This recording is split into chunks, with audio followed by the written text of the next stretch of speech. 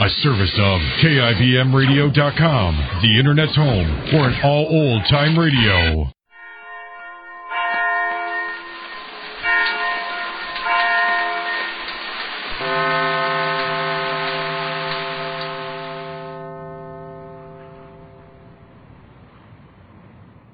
Tired of the everyday grind? Ever dream of a life of romantic adventure? Want to get away from it all? We offer you Escape.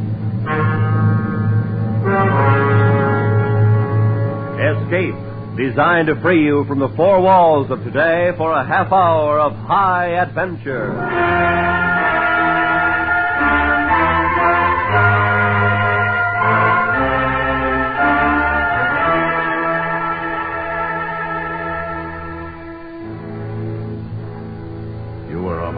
Miles from your own lines, waiting for the enemy who will lead you to your destination, while the danger to you and your men becomes more acute.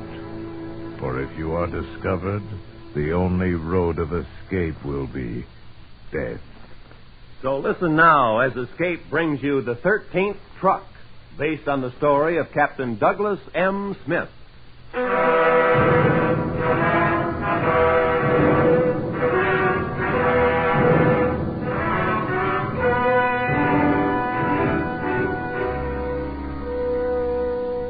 Some of the men called it a joyride. 2 days before, we left headquarters at Kabrit, Egypt, circled Tobruk, sneaked across into Nazi-held territory. Destination?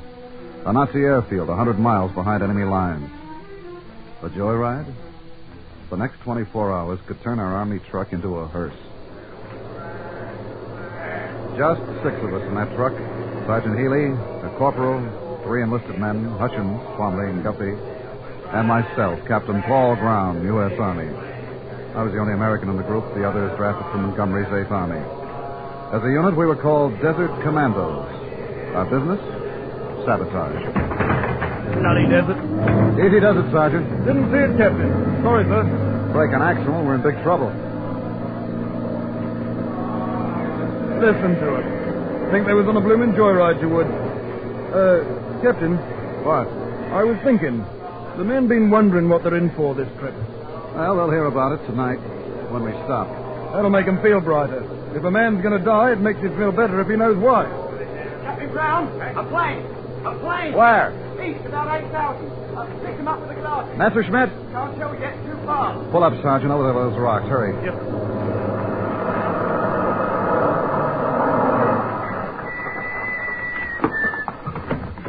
Get the truck covered, men, and try not to raise any dust. Spotted yet, Captain? No. Hutchins said to the east. Don't steer it. Hop to it with that cover, lad. Got it. It's a plane, all right. I can't tell what kind. It's coming this way. Pin them edges down with rocks. Make it look natural. It's a Messerschmitt. Under the truck, man. Messerschmitt. Come on, let's go, Sergeant. Now keep it quiet, Ned, and don't move. He's coming in. Yeah. Think that camouflage net will fool him? No, that's what it's for.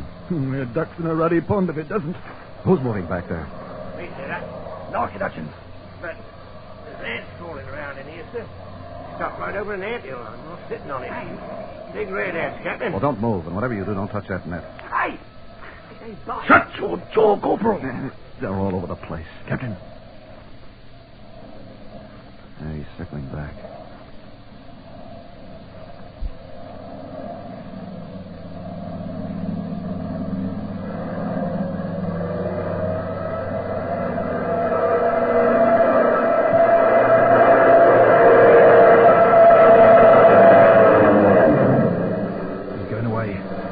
Maybe.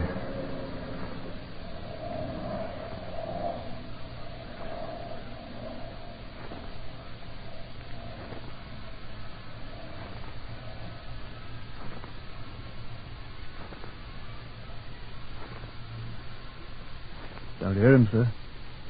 Yeah, well, I'll check.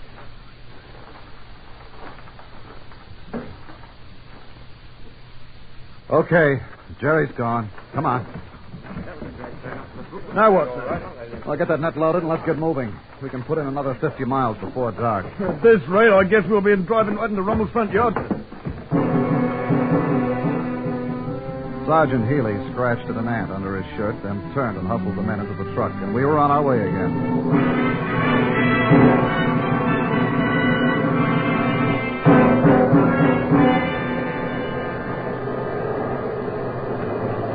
No singing now. The corporal stared across the desert from his side of the truck. Hutchins kept his eyes up where the Messerschmitts roamed. The rest just scraped away at the layers of dust and sweat, staring at each other. We covered 20 miles. 30, zigzagging deeper into Nazi territory. Just before dark, we parked in some low-lying hills above the coast highway, Rommel's main artery of communication and supply to the front line. It was time to tell the men what they were in for. Settle down, lads. Captain Brown has a word for you. In case you're wondering where we are, we're right here. Oh, blimey, right down Jerry's throat. Yes, just about. Intelligence reports say the Germans have established a hidden airfield somewhere in this area, right here. Just off the coast highway. How do they know that, sir? Well, Nazi supply trucks have been spotted leaving the coast highway, taking a camel trail up into the hills. Right here. Now, they're supplying something up there. Headquarters is certain it's a hidden airfield. Oh, that explains all them fighter planes in the forward area. You're right. Well, then, as I see it, sir, we're to find that hidden airfield. Find it, Corporal, and destroy it. Destroy it, sir? How? Go in and dynamite. Where do we get the dynamite? We've got it, Corporal. You've been sitting on it for the last couple of days. Do you mean them boxes in the truck? Our dynamite. Hey, just the six of us are going to blow up this airfield? By ourselves, sir? That's the job, Hutchins. It keeps getting tougher all the time. What's that, Twombly? Nothing, Sarge. Captain, say we find the field. How do we get close enough to use the dynamite? Well, close won't do, Sergeant. You mean we're going right into the ruddy place, sir? That's right, Corporal. That's where we can do the most damage. One more question, sir. How do we get inside the airfield? We drive in. Drive in? Oh, I could just see them Nazis letting us drive into their airfield with a truckload of explosives. Now, as soon as it's dark, we move on to that next hill up ahead. From there, we watch that camel road that comes up from the coast highway. We'll rest up there all day tomorrow. Then tomorrow night, after dark, we'll leave a sentinel at the top of the hill. That'll be you, Hutchins. Yes, sir. Then we'll move the truck down and park at a sharp curve within 20 yards of the camel road and wait. Wait for what, sir? For you to spot a German supply convoy on its way up to the camel road. You're to wait and count exactly the number of trucks in the convoy and the distance separating them. Yes, sir. Now, when you've got that information, you come back and report. Then we wait until the Jerry convoy comes around the curve. We let all but the last truck pass by, and before this last truck comes in sight, around the curve, we'll cut into the road and fall in line. You get the picture now, Corporal? Yes, sir, only, well, why don't we fall in at the end of the convoy? Oh, come off it, Corp. And have them Jerrys in the last truck get suspicious when another truck comes up behind them? I'm paid to fight, not to think, sir. All right, Corp. Then for once you'll have a chance to earn your pay.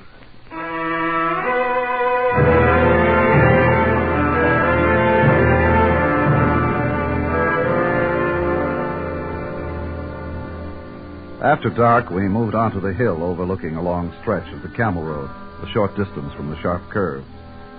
We broke open the dynamite and attached time mechanisms.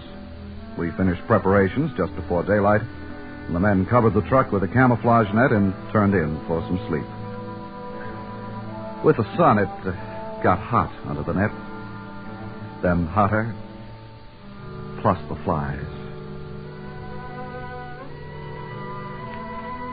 And the flies reminded me of another place on a hillside in Ohio. Sandwiches, potato salad, and a girl. Dark eyes, dark hair, laughing and pushing me away. I'd forgotten her name. I wanted to kiss her, but she was worried about the flies on the potato salad. What was her name? Jane? No. Elaine? Eileen? And she let me kiss her. Lips cool, nice. We forgot about the potato salad and the flies. Blasted flies. Captain. Huh?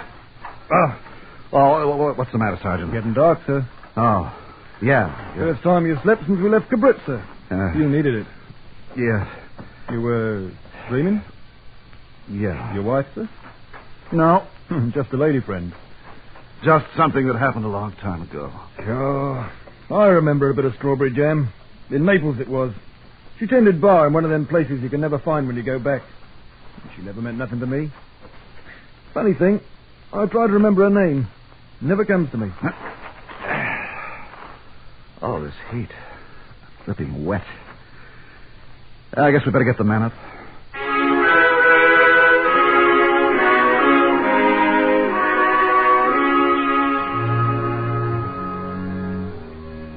In a few minutes, the men were up on the truck with packs of dynamite on their backs. We left Hutchins on the hill to watch for the approaching convoy and moved down and parked 20 yards from the sharp curve in the Camel Road. Now we waited. 2 hours passed. 3. 4. No sign of the German truck convoy. What do we do if no convoy comes through tonight, sir? Try again tomorrow night. Oh. 5 hours. Still waiting. I began to think of the things that could go wrong now. I considered the possibility that Hutchins might have fallen asleep up on the hill. There were patrols scouting the area. What if one of them discovered us? It would be a run for our lives then. We needed darkness to get at that airfield, and there was only a few hours of it left. Still, we waited. No convoy. I was about to send the corporal to relieve Hutchins when he came scrambling down the hill. Hey, they're coming, Captain. Jerry convoy. 12 trucks. 12? You're positive, Hutchins? I'm positive, sir. I counted them 3 times. 12 trucks about 100 yards apart, averaging 30 miles an hour. Good. Climb aboard, Hutchins. On your toes, man. Now count each truck as it passes. We move in behind the 11th truck. I just thought of something, sir. What? What are they going to think if they count 13 trucks when we reach the airfield when there were only 12 trucks to begin with? Well, we'll figure that one out when we get to it. Here they come, Captain. First Jerry trucks coming around the bend.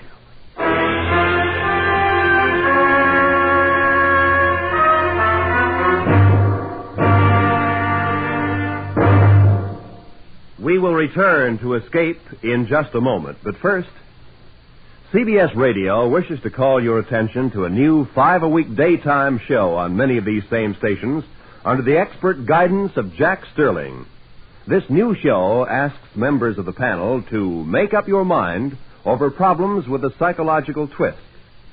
The first week's guest list on Make Up Your Mind included Ilka Chase, Wendy Berry, Deems Taylor, Earl Wilson, and Vic Marcillo, former manager of Jersey Joe Walcott. And now, back to Escape.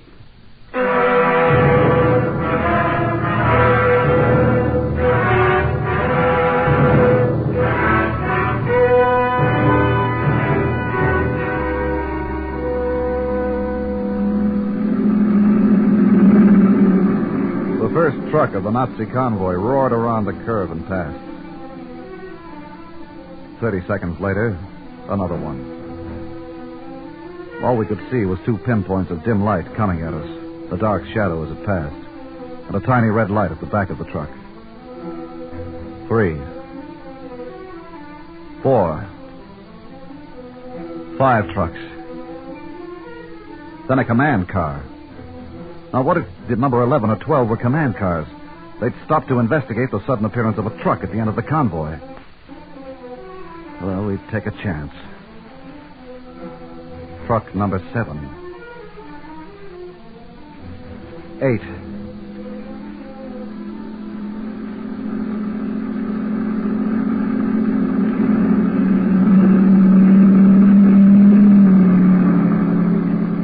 9. 2 more.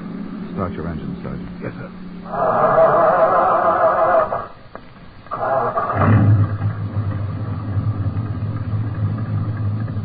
Here comes number 10.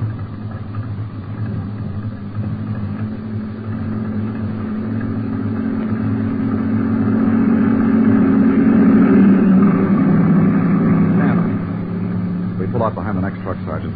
And no headlights until we're in line. Right, sir.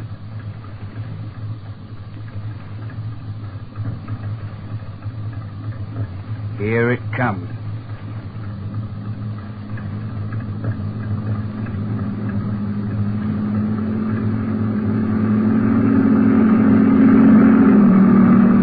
Let's go.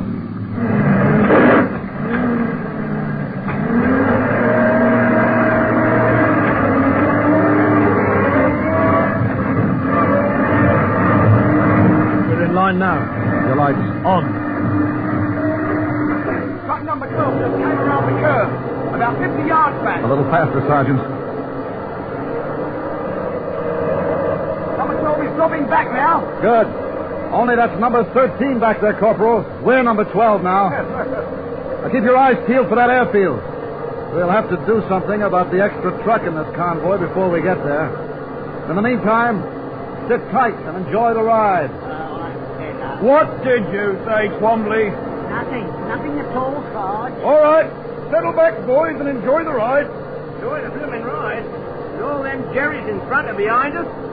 I'll enjoy the ruddy side more on the return trip, I can tell you. Trouble with you, Hutchins, you're a stinking pessimist. Oh. Serve you ruddy well right if we're all blown to blazes.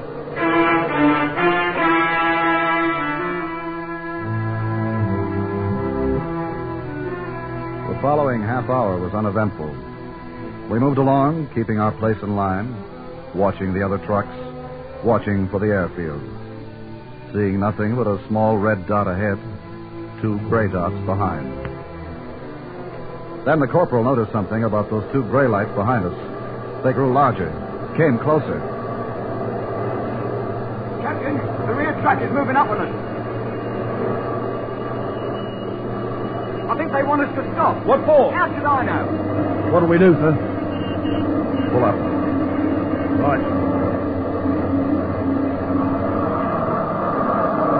Corporal, your German's better than mine. You do the talking. Right, sir. The rest of you keep your knives handy. No guns. There might be sentries along the road.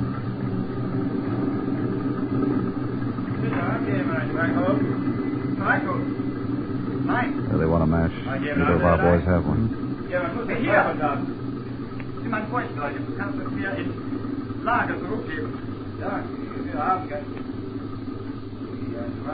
Uh-oh. What's up, sir? Corporal gave him his lighter. The Jerry says it's a French one. Oh, it's okay. He covered. Says he got it off a French major.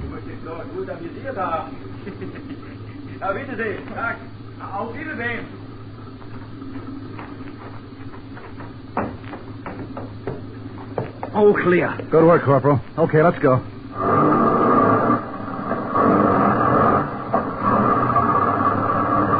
We've got to catch up with the convoy before they come back looking for Yes, us. sir. And if we don't spot that airfield pretty soon, I'm going to have conniptions, I am.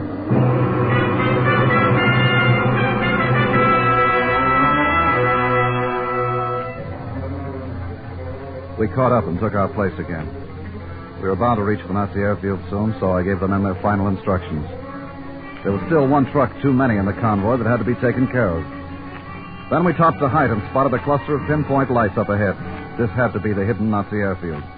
I gave the sergeant the order to swerve the truck across the road, blocking it.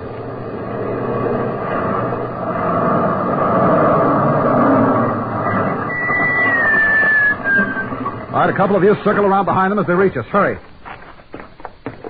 Here they come.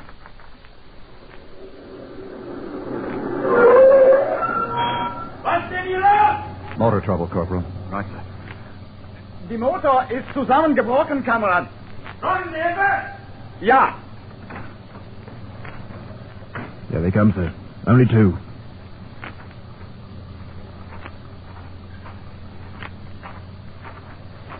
Now.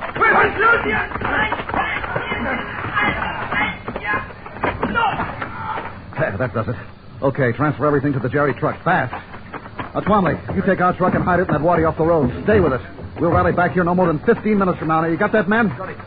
And Twomley, this is an order. Wait here for 15 minutes, then start back to the base, even if you have to go back alone. Yes, sir.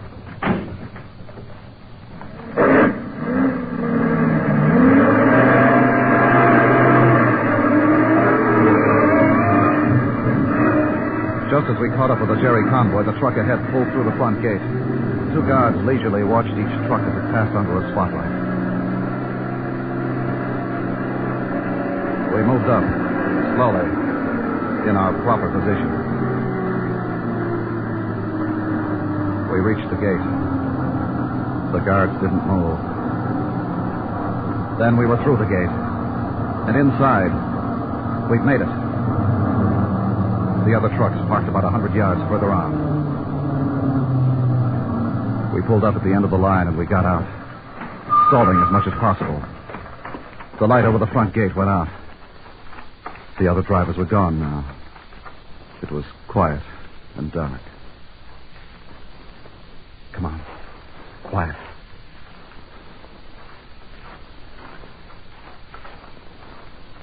Okay, now, hold it here. We'll split up now. Corporal, you and Guffey take that side of the field. Look for planes. Hutchins, you work on those buildings along there. Sergeant, we'll take this side of the field on the hangars. What? Now make sure you plant that dynamite where it'll do the most good. Good luck. Come on, Sergeant.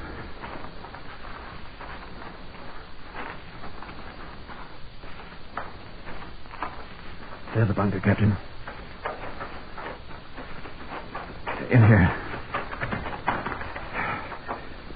Captain, look. Yeah, 3 planes, all fighters. There must be at least half a dozen bunkers along this side of the field, with planes in all of them. We've hit the jackpot, Captain. Yeah, now, you start at the other end, Sergeant. Work your way back. I'll meet you here in 3 minutes. Right, sir. I found 3 bunkers, planes in each of them. A squat structure with a sign out front, Achtung, explosives. I poked 2 loads under that one. Then a warehouse, a bulldozer, trucks, cars, and 3 barracks buildings. From somewhere in the pitch black, I could hear voices laughing and talking.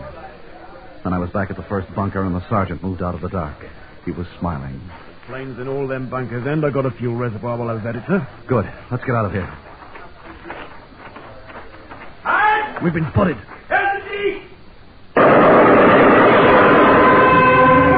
The sergeant cut the guard down before he could pull a rifle off his shoulder. Spotlights went on everywhere. Other guards came running. Then a door opened behind us. Excited figures rushed out and stopped dead in their tracks when they saw us. We stood there face to face with half a dozen surprised Nazi officers. The sergeant whipped his machine gun around. And they dropped one after another right at our feet. All but one. He stumbled forward right into the sergeant's arm. The sergeant held him as a shield with one arm and went right on firing with the other. Make for the main gate, Sergeant! I'm the red, Captain! We moved through patches of darkness and smoke, dragging the Nazi officer with us. The guards were firing in wild confusion. And then a strange thing happened. As we moved under the light at the main gate, the Jerrys quit firing at us. They were all around us, but out of sight. Silent. Watching us. We made a perfect target, but not a shot was fired. I couldn't figure it out. I don't get it, Captain. What are they waiting for? I don't know. Maybe it's that Jerry officer you got there. Him? He don't look important. Battle fatigue, no rank insignia, nothing but that campaign medal. Well, hang on to him just the same. Don't worry. Hello? What? The main gate's closed. Looks locked. Yeah. How are we going to get out? Look. There was a staff car parked just 15 yards away. We moved to it, wondering how long it would be before the guards made up their minds to start shooting again. The sergeant got in the back with the Nazi officer, and I started the car and headed right for the gate.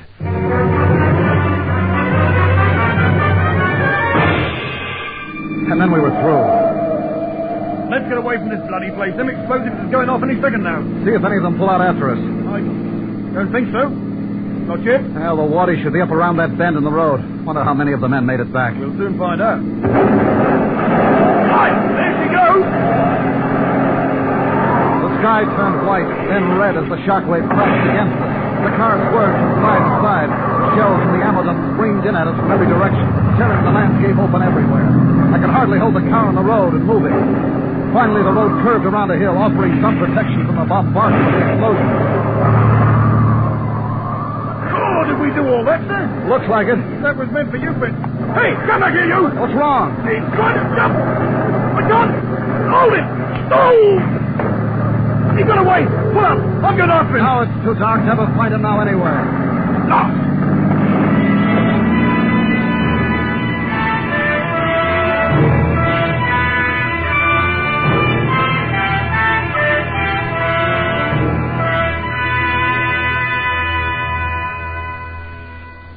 We found the men waiting at the Wadi. They piled into the Nazi staff car, and there were 6 of us again. Yep. All 6.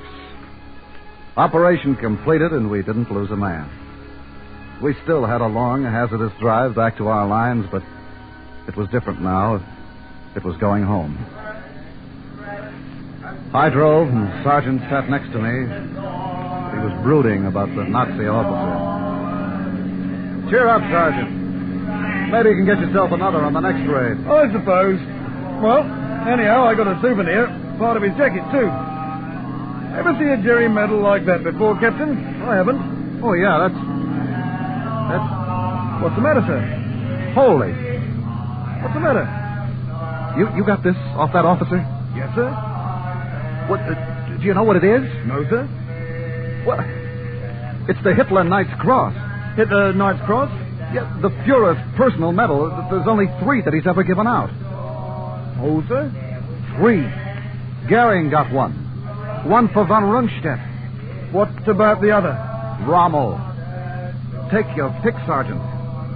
Which one of them did we have?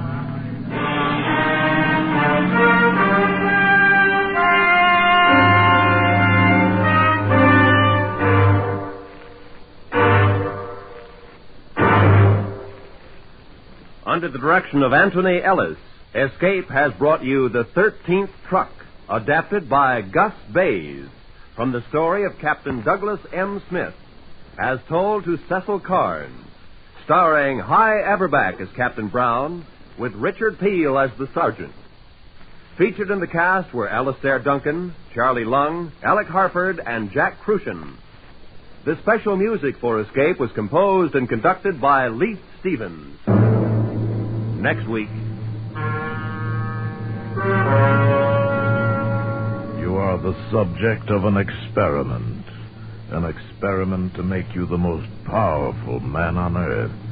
While if it succeeds, from that moment on, you will be forever locked in a world from which there can be no escape.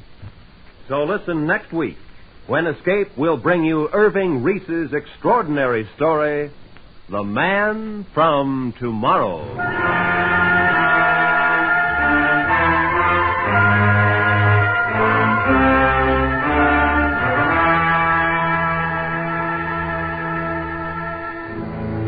A sensational trial of old San Francisco in 1870 will be your crime classic on CBS Radio tomorrow evening. The title, The Incredible Trial of Laura D. Fair. It's a long title, but whether you have a short or long memory, don't miss this exciting story of Mrs. Fair's incredible trial, dramatized by CBS Radio on Crime Classics tomorrow evening over most of these same stations. This is Roy Rowan speaking. And remember, there's action as the policeman really finds it in 21st Precinct, Tuesdays on the CBS Radio Network.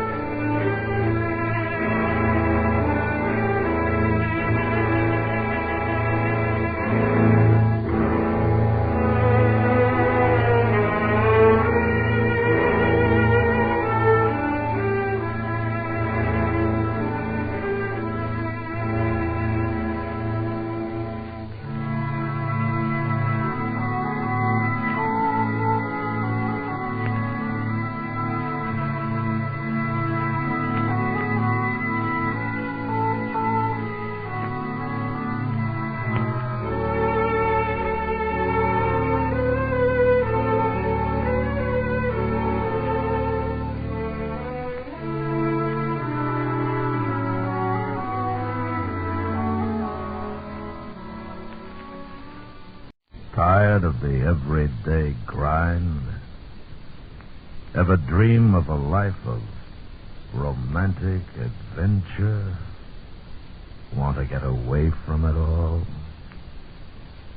We offer you Escape. Escape, designed to free you from the four walls of today for a half hour of high adventure.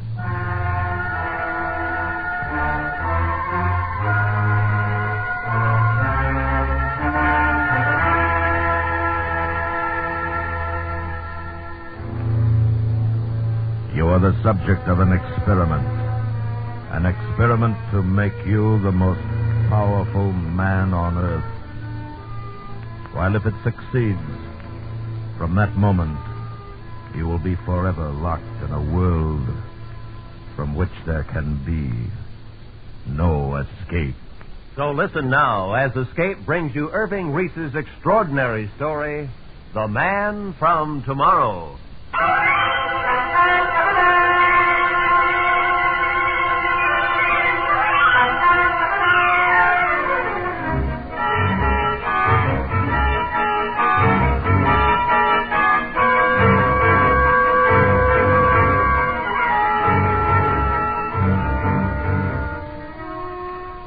Started with a want ad in the daily paper. Wanted ex-fighter pilot must be in perfect health and prepared for rigid tests. Successful candidate will receive good pay and will be given opportunity to contribute to daring experiment and world betterment. Science Associates, 126 West Street. 126 West Street turned out to be one of those ultra-modern, super-scientific buildings. No windows, and air-conditioned as cool as a north wind off an iceberg. About 60 guys had answered the ad. Hi, Major. Hi, Randy. It's been a long time. Yeah. Some of the faces were familiar, guys that had been in my fighter wing. We sat there, 60 of us, and waited.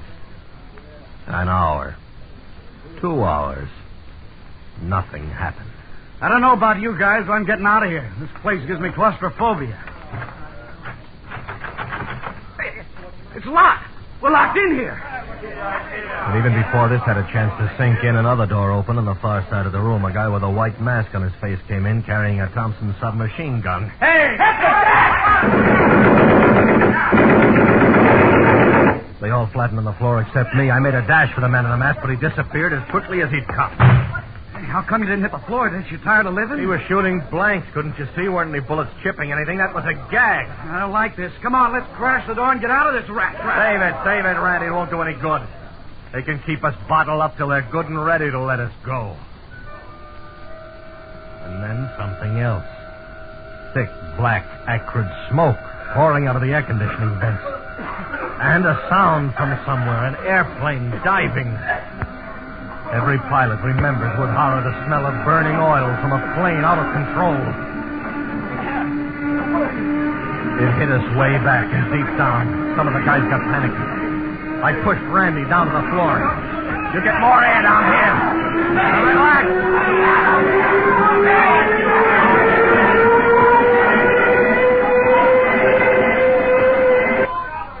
Then the blowers reversed.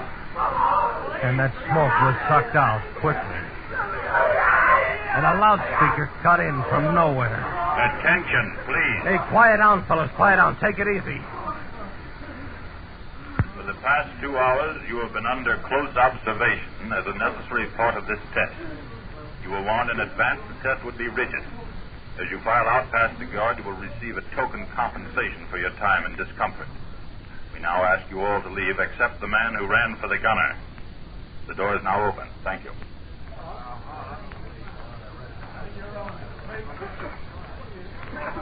Looks like you got the job, Major. Looks like I'm going to shove it right back in their faces, Randy. Well, so, yeah. So long, Randy. Take it easy.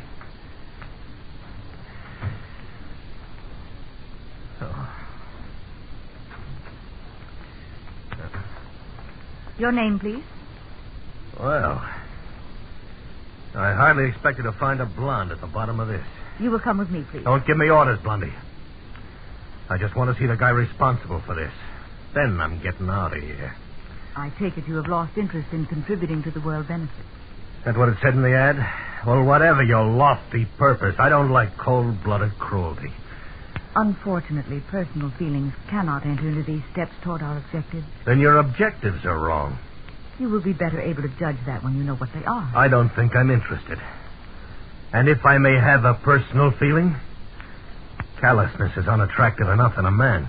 Neither your feelings nor mine will matter in this project. Major, I understand that it was? Mr. Kenman, the war is over. Miss...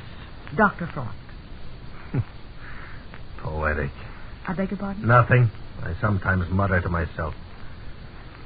If it is possible for you to unlock your quite superior intellect from emotional reactions common to schoolgirls and fishwives, my senior colleague, Professor Baird, and I will attempt to convince you on the only basis that it should appeal to a mature mind. Facts. By all means, Dr. Frost.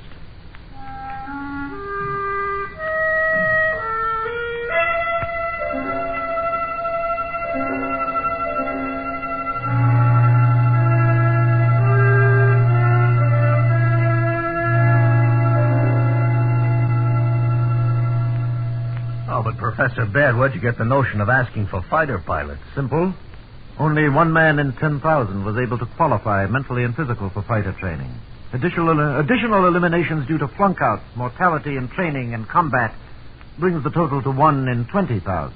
The standards we applied during the 2 hours in which we observed your every action and reaction raises the mathematical incidence of your sensory acuity to approximately 1 in 100,000. I'm flattered.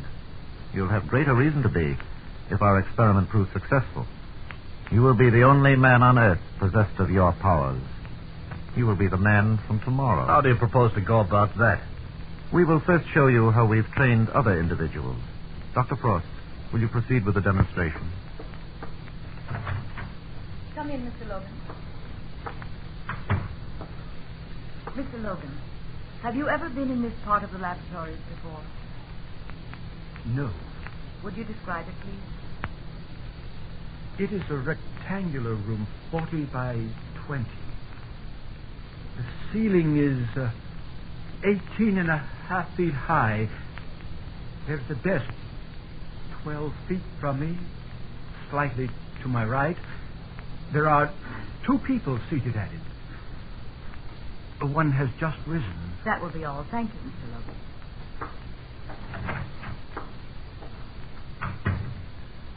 Well, Mr. Kenman? Well, it would be very impressive if any schoolboy with normal vision couldn't do as well. Agreed. Mr. Logan is totally blind.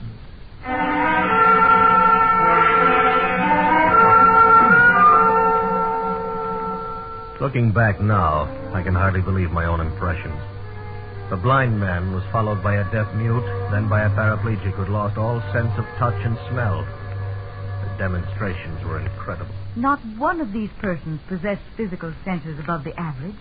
The deprivation of one sense or another, in the case of the blind or the deaf man, stimulated nature's desire to compensate for the loss. But what are you trying to prove? That man has powers even now that are beyond his comprehension. We wish to explore those powers. Suppose one nearly perfect man, with superior sensory perception to begin with, could develop the extension of his 5 senses to the maximum degree we've just observed. What do you think would happen? I don't know. Neither do we. But it is our conviction that this man would also acquire a new sense, a 6th sense, that would endow him with a power never dreamed of before. Don't you think it's a dimension worth exploring? Maybe. How could anybody accomplish that? By training.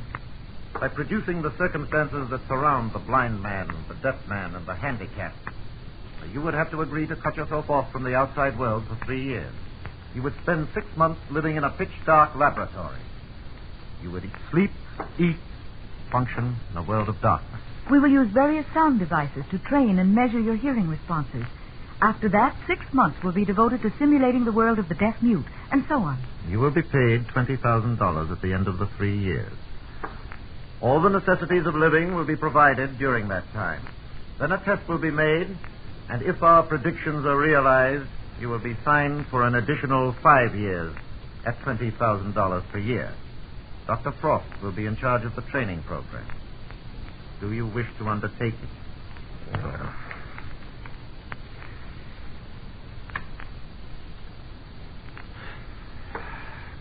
that's a pretty serious move. I'd like to think about it.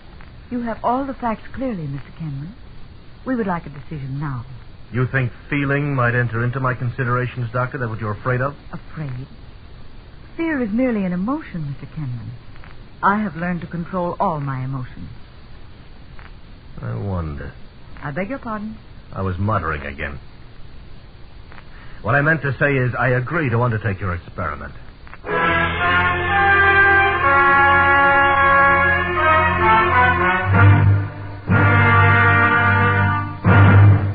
We will return to Escape in just a moment, but first, forest fires, 9 out of every 10, are made by man. So redouble your efforts to eliminate forest fires. Crush out every cigarette. Break matches in two and grind them with your fingers. Douse down campfires and turn them over until no ember remains. Save a fortune in property and save human lives. And now, back to Escape.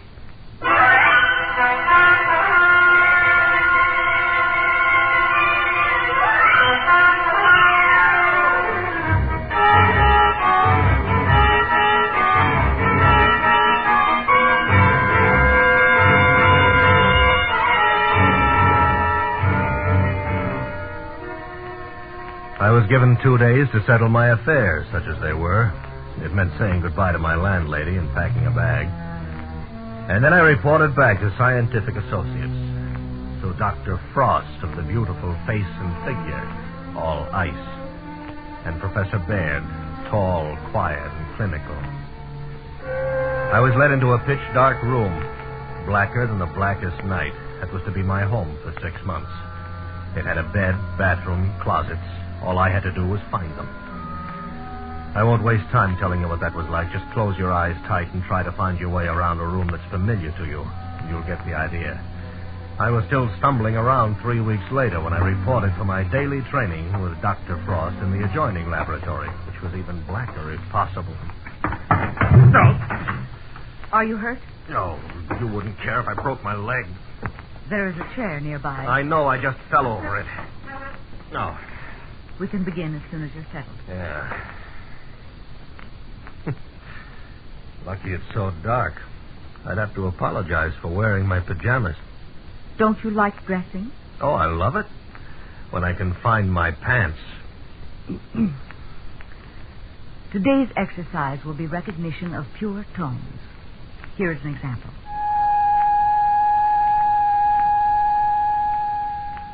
That is 1,000 cycles, or 1,000 vibrations per second, stripped of all harmonics.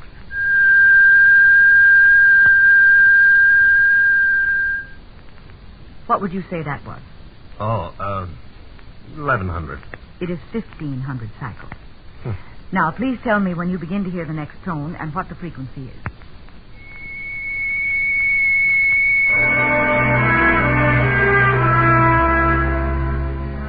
I couldn't make the slightest dent in that glacial reserve. Tried to match her at her own game for a while, but she loved it, and I'm human. Anyway, at the end of the 6th month, I could ramble through the whole place and never stub my toe. It was amazing how you learn to sense things in the dark and what your ears could do. 800.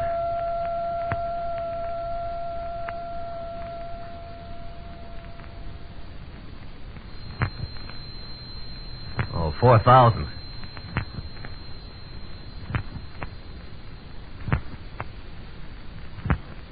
Out. Good. Excellent. Mr. Kenman, your threshold of hearing is 20 decibels greater than the average ear. That's very good. Oh, Dr. Frost, I can't see you, but do I detect a note of enthusiasm in your voice? Satisfaction, perhaps, Mr. Kenman. The experiment Dr. so far... Frost, have you ever let yourself go? Mr. Kenman, I'm not nearly so naive as you assume.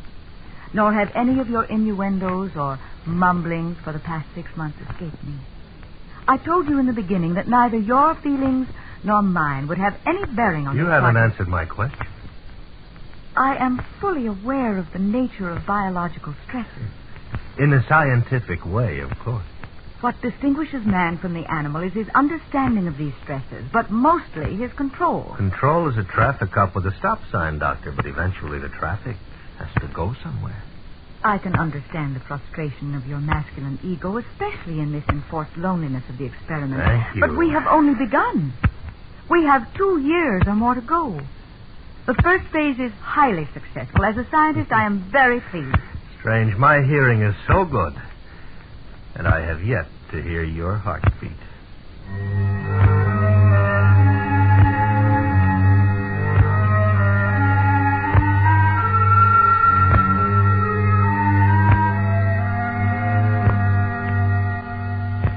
Then there was light again, but no hearing. They devised some newfangled earplugs, and I began 6 months of silence. 6 months of being deaf as a doorknob. Deaf, but not quite deaf, because I began to see sounds, to feel sounds, like waves against my skin. I began to hear with my body, with my pores. Have you ever touched a sound? Ever seen thunder?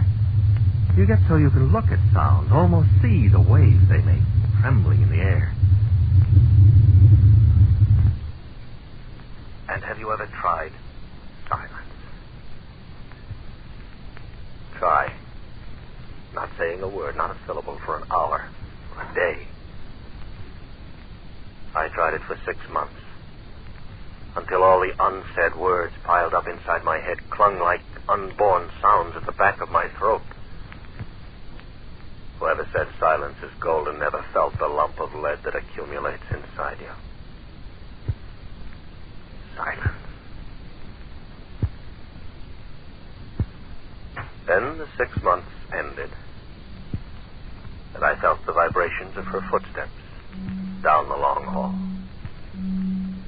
And I saw the door opening, a split second before you would normally see it open, for my eyes were my ears, and they were a jump ahead of what they'd ever been before. I saw her lips move, and I could read every word. In a moment, you will hear again. In just a moment. Then she removed the fancy earplugs, and the little canyon I'd been living in widened to a continent. And then her moving lips became sounds. Can you hear now? Can you hear me? Nod to me or raise your finger when you can hear the sound of my voice. Oh, I heard you 5 minutes ago. Were the plugs defective? No, I read your lips. Incidentally, I take it it's okay for me to talk now. Of course. Have I been a good boy? Have I done everything you wanted? So much so, Mr. Kenman, that we're giving you a few days' rest before we begin your training for taste and touch. Can I do anything I want? Anything. Within reason. I'd like to have a drink. Strangely enough, I'd like to have you join me. Perhaps that can be arranged.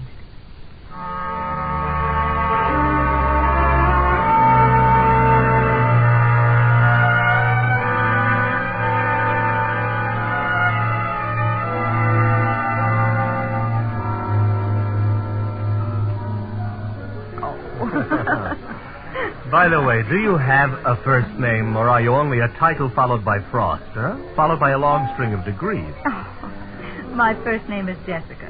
Jessica? Oh, that's more like Jessica. Jessica. After all that silence, it's good just to say a woman's name. Well, until the experiment is completely over, Mr. Kenman, it had better remain Dr. Frost. Okay. Dr. Jessica Frost, plus degrees.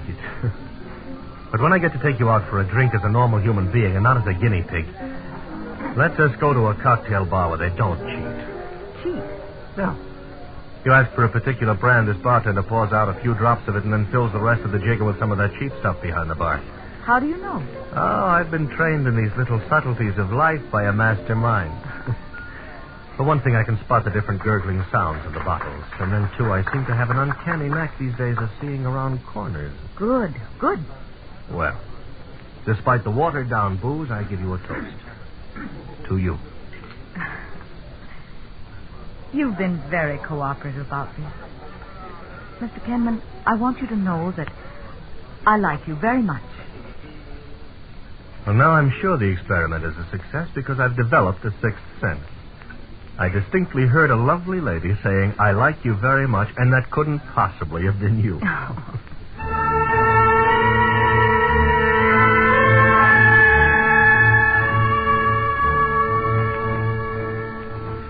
I rather enjoyed the touch tests. It was one area I'd never realized held such hidden powers. After a few months, my fingertips knew the difference between crystal and diamond. I could tell if you had a suntan merely by touching your cheek. And as for the taste test, food suddenly became a symphony concert. Sourness had many degrees. Sweetness had a range as wide as the spectrum of a rainbow. And then all of my highly developed senses brought on a new perception. Something over and beyond, something added to the rest. More than a summation of all the senses. Did you ever swerve the steering wheel of your car suddenly without knowing why, and then you realized the move saved your life? Or one day you thought of an old friend whom you hadn't seen or communicated with in years, and then you found a letter from him in the box that morning? Coincidence? Black magic? I once thought so. I didn't anymore. I had a knowledge beyond knowledge.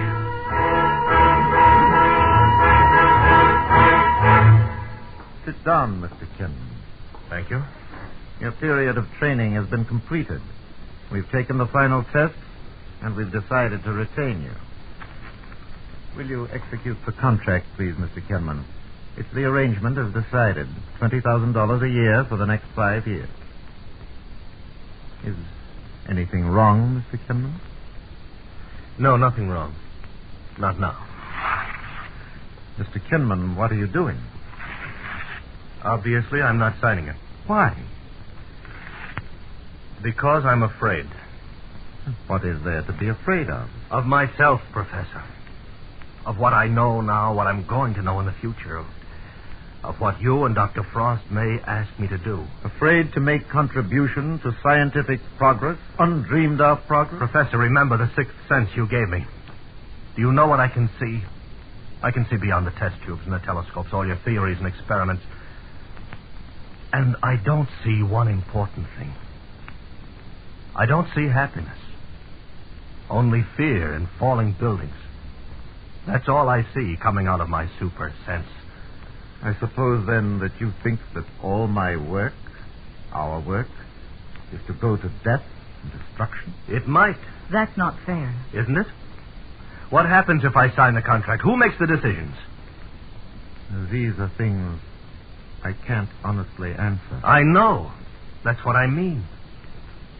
It might be out of your hands, then. Governments would pay billions for me. Our own country would guard me like Fort Knox. I would be the most valuable thing in the world. Alive, even more valuable for some people dead. But a thing, not a man. That's not going to be for me. Not that way. All this work, everything we've done doesn't mean anything, then. It's all for nothing. I don't know. I'm sorry. I guess you picked the wrong man for the job. What are you going to do now? Pack my things, go away. I don't know where. It doesn't really matter. Jessica, I probably won't see you again before I go. Thanks for everything. And I'm sorry you feel that I've let you down. So long.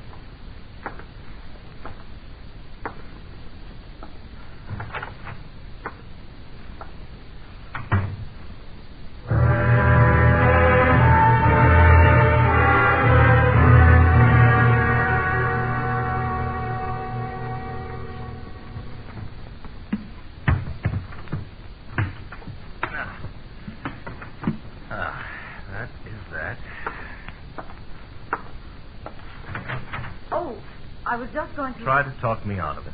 No. Yes, I was, but not anymore. Oh. I'm very glad you changed your mind. What are you going to do? I don't know. Not yet. It's kind of funny.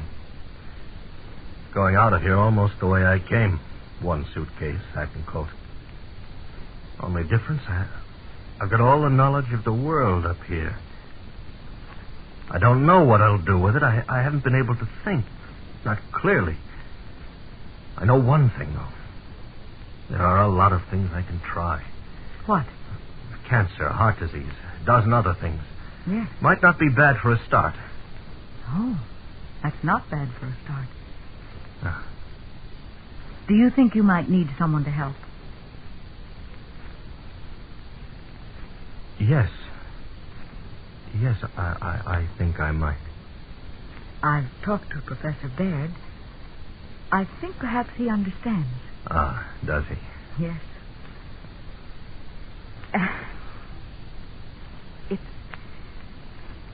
It's a little uncomfortable for a woman. I'm not supposed to say anything until you do. You already know what I'm thinking, don't you? Let's be old-fashioned. I love you. Will you come with me? Yes. I love you, too. I know. Now, come on, let's go.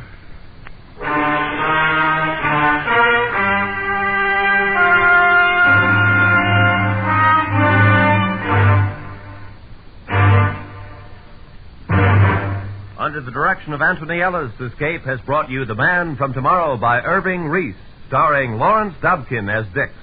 Featured in the cast were Vivi Janis, Edgar Barrier, Kurt Martell, Jack Carroll, and Barney Phillips. The special music for Escape was composed and conducted by Leith Stevens.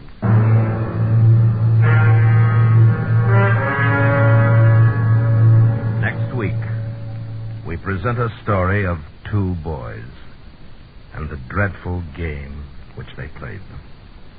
You might have read about it in your newspaper. It might have happened in your town. And if it did, it must never happen again.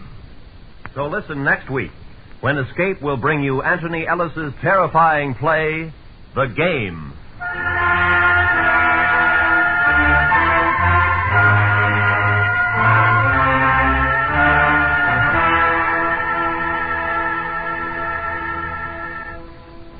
Would you be interested in the Alsop family, how it diminished and grew? We suspect you would be, for it's tomorrow night's Crime Classics drama on CBS Radio. Don't miss Crime Classics on most of these same stations. This is Roy Rowan speaking.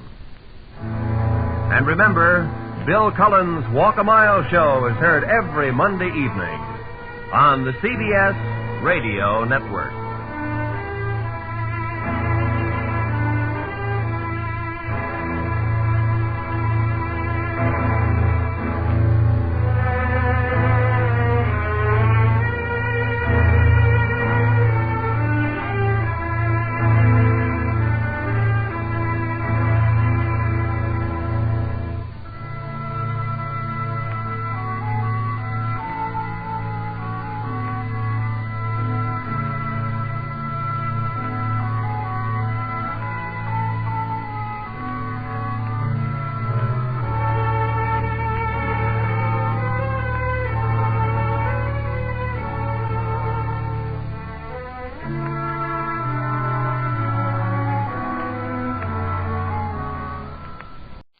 Transcription. Tired of the everyday grind? Ever dream of a life of romantic adventure? Want to get away from it all? We offer you Escape. Escape. Designed to free you from the four walls of today for a half hour of high adventure.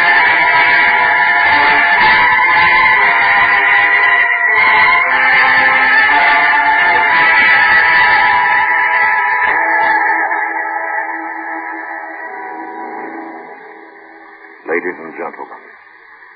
We present a story of two boys and the dreadful game which they played. You might have read about it in your newspaper. It might have happened in your town. And if it did, it must never happen again. So listen now as Escape brings you Anthony Ellis's terrifying play, The Game.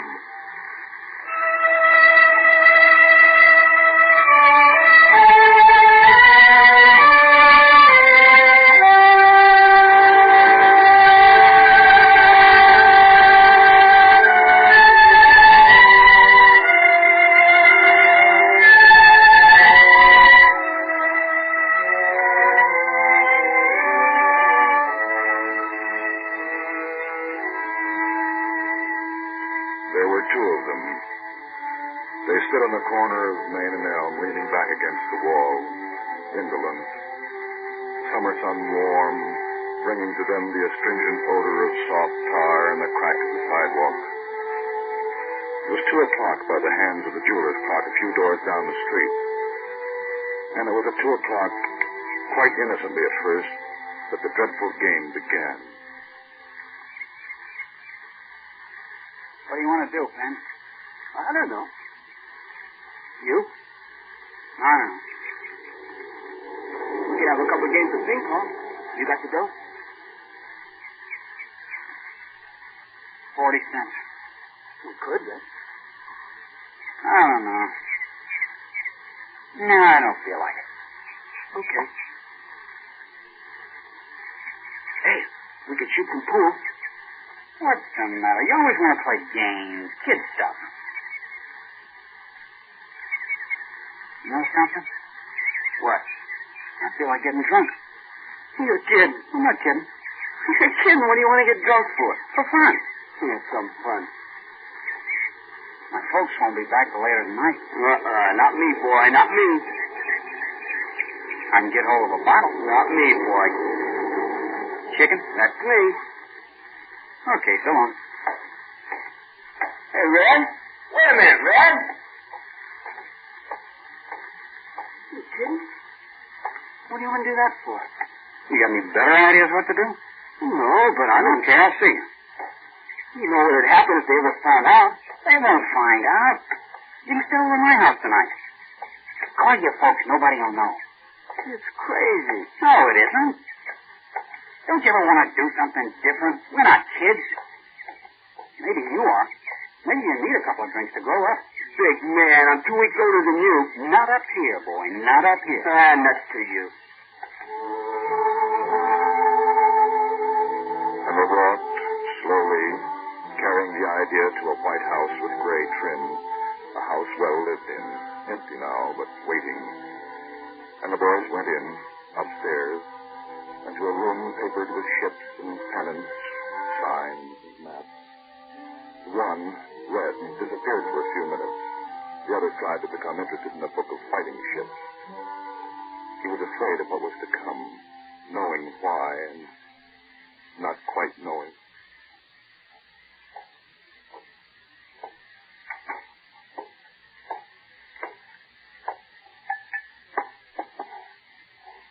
That's your problem? No. The gardener hid it in the woods yet. I found it a couple of weeks ago. Hid it somewhere else. Boy, I bet that fractured him. How do you like it? I don't care. Straight? Sure. Water chasing? What about you? No water for me. Same thing. Sit down. We'll talk.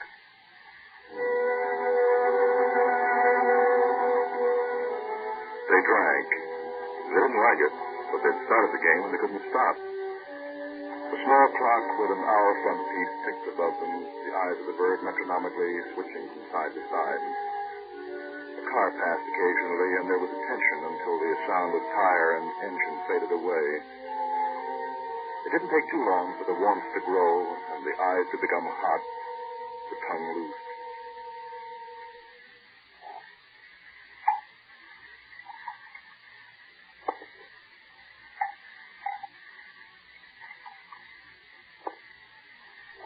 Thanks. bad, huh? You're pretty good. Pretty good.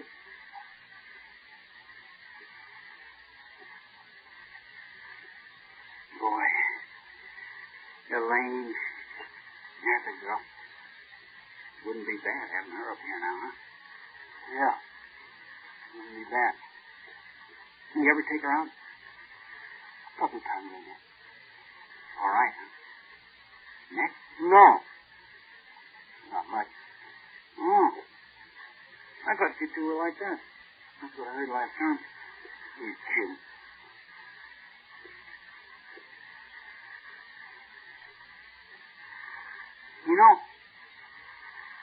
You know what's the matter with you, Ken? What? You're soft. I'm your friend, boy, I can tell you. What the other guys say, think. You know? Guts, boy. Not all there, not enough. You're your friend, honey, I like you. But you gotta have guts. I got guts. Not enough. That's what all the guys say. Pinville, they're kind of soft, you know? Chicken. Yeah? I'm telling you. I don't want to be a pal to a guy who's soft. You gotta be hard. Be like the other. How do you figure all that, son? Nobody asked you. I know what I am. I know I'm not soft. I'm not chicken. You're afraid to get drunk. I'm getting drunk with you. Because you were afraid I'd think you were chicken. That's why. You're crazy. I've seen you afraid. I had to explain it to the guys. When? That time we went shooting ducks for the old man's shotgun. You were chicken then. You're crazy. The guys thought you were. Afraid of the gun. Well, that's not chicken. That's what I told them. But I'm not sure. Now, you can't run out on that boy. I'm your friend, and I'm telling you for your own good. Okay, you told me I'm chicken. No guts. Now, forget it. Afraid of the gun. You and me can never go hunting up in the mountains, I'll tell you that. Cut it out. You are, kid. You're chicken. You want to fight? Is that what you want, huh? You want it? What for? That doesn't mean anything. Kid stuff. I got a better idea. You want to really do something that'll show, boy, that'll really show it? Do what? Play a game. You like games? Real easy game to learn. Nothing to it. Here. Have a drink. Sit down.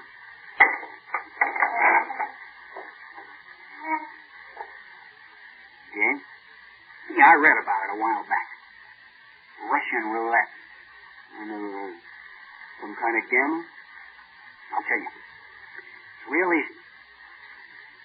First, you get a gun. Revolver. A real gun, Penny. Bullet gun, then. So what? You take one bullet, and you leave it in the gun, see? Then we take turns. What kind of crazy game is that? We take turns pointing at our heads and pulling the trigger. If nothing happens to you, I take the gun, bend the cylinder, and point it at my head, and shoot. You call that a game? Sure. See which one goes chicken first. You never know where the bullet is.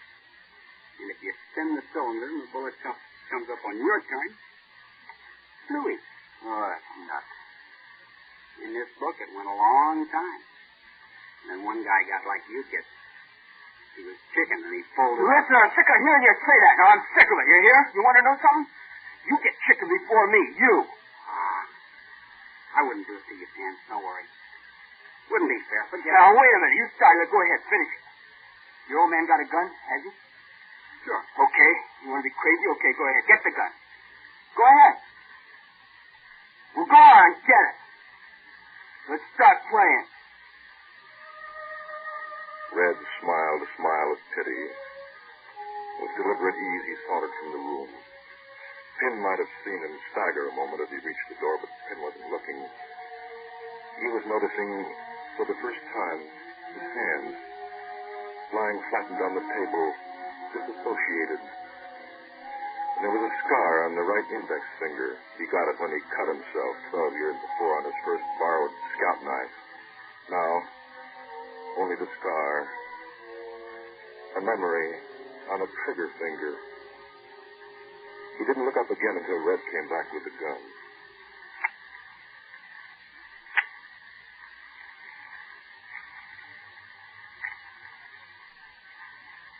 38. That's the best handgun. Want to hold it? No. I figured you wouldn't. It's okay. We'll forget it. Go ahead. Take out the bullet. Okay. Take out 5. Leave 1. Huh, Finney? Yes. Take out 5. Leave 1.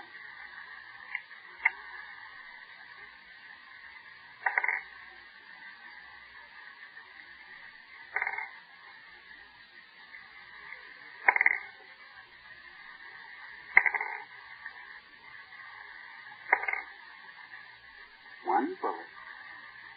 For you or for me? Okay. Okay.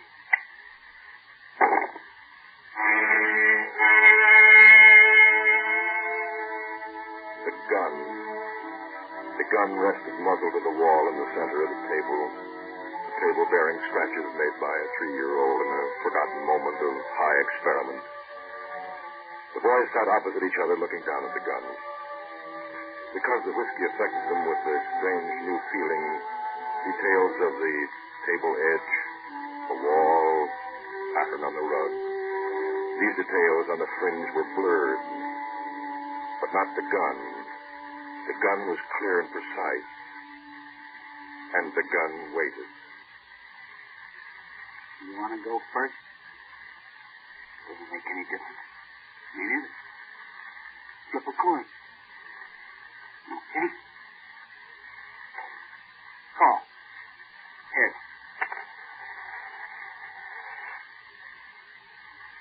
Head. Okay. I'll take first shot.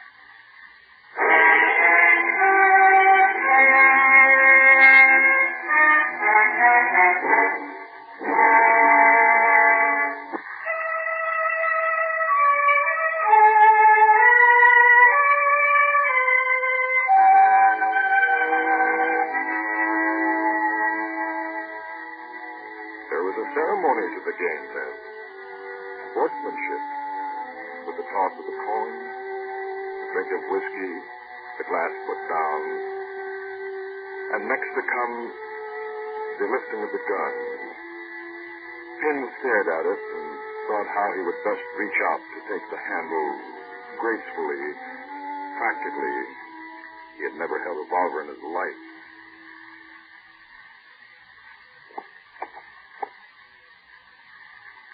In the cylinder? Yeah. No, the other way. Now. What's the odds the bullet comes up when I shoot? No. 1 in 6, I guess. I don't know. Okay. He was a careful boy, and so he didn't put the muzzle to his head immediately. At this point of the game, there was a numbness which did not allow for speculation of pain, mother, father. Rather, Pin was surprised by the weight of the gun, the physical oneness with it lying in his hand. He was afraid of it, and fascinated in his fear. Red watched, his mouth open a little, eyes reddened with drinking, but bright, watchful, seeing the friend of his youth slowly raise the gun, unsteady and awkwardly turning the barrel to his head.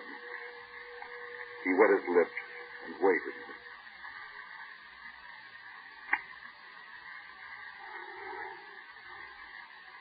Didn't go off. No. How'd it feel? I don't know. You scared? I guess so. I don't. You sure what scared? Real white. I didn't think you'd do it. You took one. You're doing a lot of talking. You scared? It's your turn. Give me the gun. Boy, that's a real gun. Remember when we were kids? Cats took them. Bet you never thought we'd be doing this. No. Okay. My turn. Where are you, baby? Where are you? Want to make a side bet on this? It's going to pay me if you lose.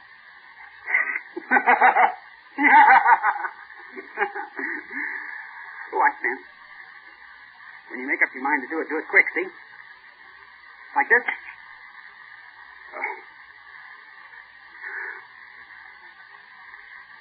Now you sweat it out again. Pretty good game, huh? I'll make you one bet, though. What's that? You crack before I do. You're nuts. A buck? A buck? Sure, a buck. The game had taken another turn. It presented an added incentive to win. $1 bet that one boy would be a coward. A boy would lose his nerve. Wouldn't have the guts to take another chance at blowing his brains out.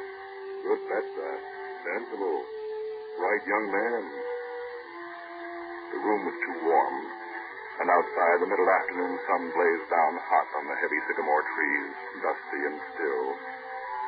A 12-year-old passed by on the street whistling tunelessly, childishly, on his way to the drugstore for a soda.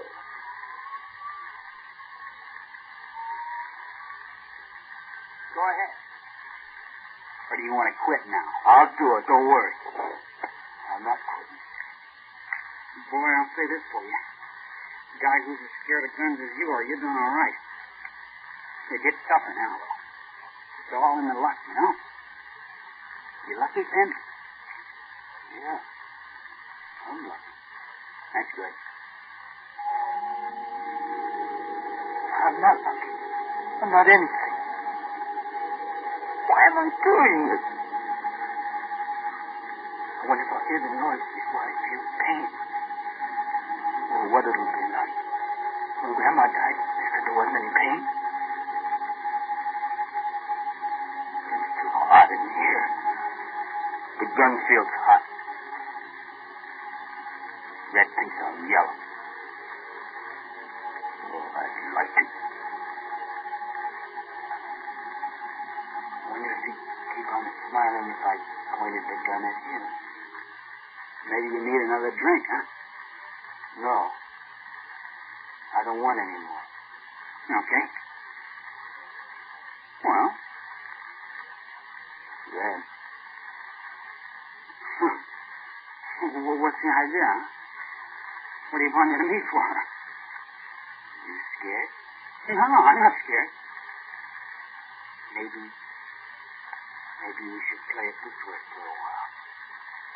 I shoot at you. You shoot at me. That's not the game.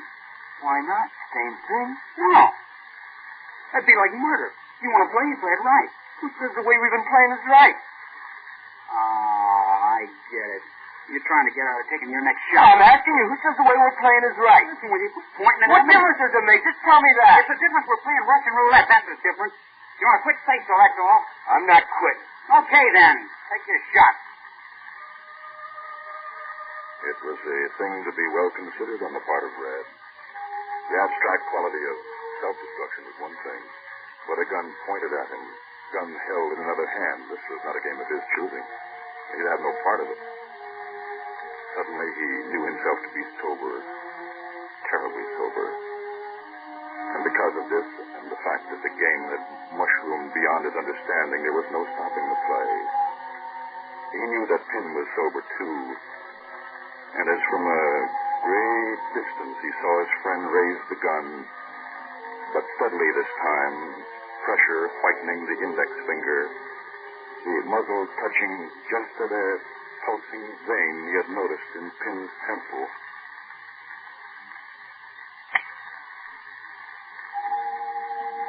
I didn't die. I didn't die. Now he's got to do it again. I showed him I did it. That's twice for me.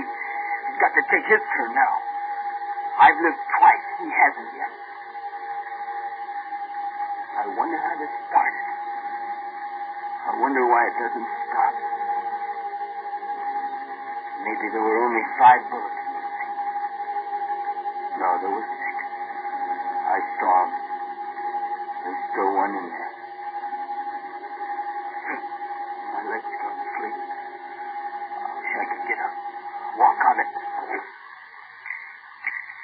You're a lucky guy. Yeah. I'm lucky, too. You better be. My turn now. My turn. Why didn't he quit? He's never had guts. Why didn't he quit? Maybe he's so drunk he hasn't got the sense. No, he's not drunk. Why didn't he quit? It's my turn. I gotta do it. He'd tell everyone if I didn't. He'd tell them all and they'd laugh. I don't know. It feels like the bullet might be coming up. Not yet. I gotta smile like I'm enjoying it. This'll be something to tell our kids, huh, Pen? Yeah, it sure will. How long are you gonna take? What's the matter? Make you nervous? Why should I be nervous? You're shot. Okay, then shut up, huh?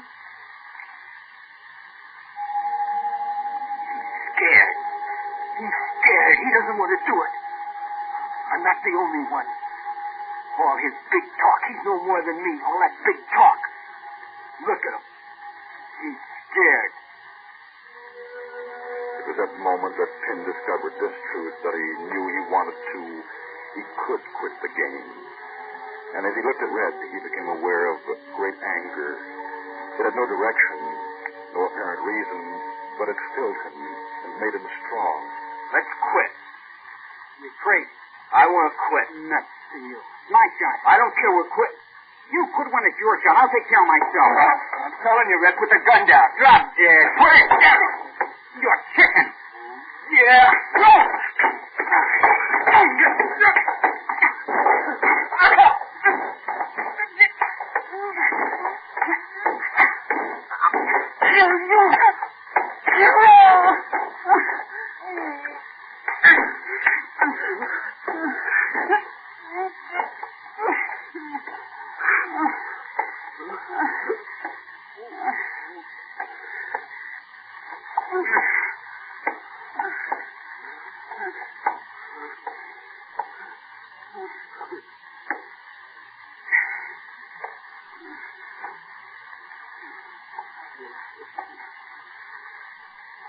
Better answer the telephone. Yeah.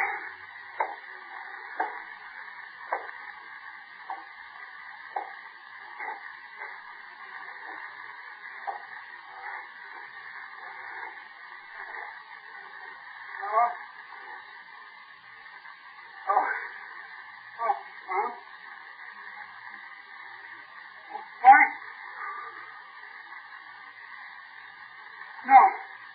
No, I'm with Penn. No, I'm fine. Oh, that. We've been playing. Kind of rough, I guess. Sure, Mom. Everything's fine. Okay. Okay, Mom. Sure, Mom. Thanks. So long.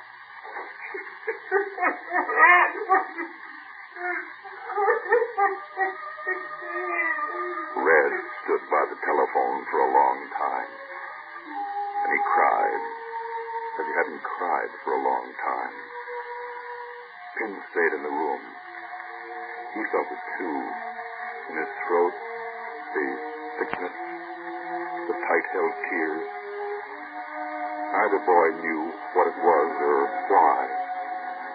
And then after a while, he was calm again. Red came back in.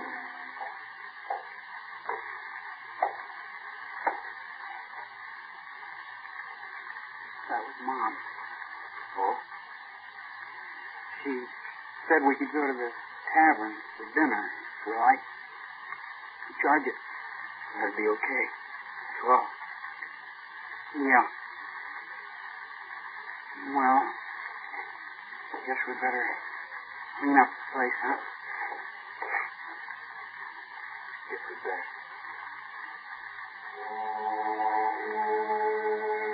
They cleaned up, not saying much to each other. They felt very close, and were not able to express their closeness. Then there was the last thing to do, and the last part of the game to be played. They had to know. So they walked to the edge of the town into a shallow ravine. Red took the gun from his pocket. He still had the shot. He'd never fired it himself. He aimed at a half-burned tree stump some 50 yards away and slowly began to squeeze the trigger.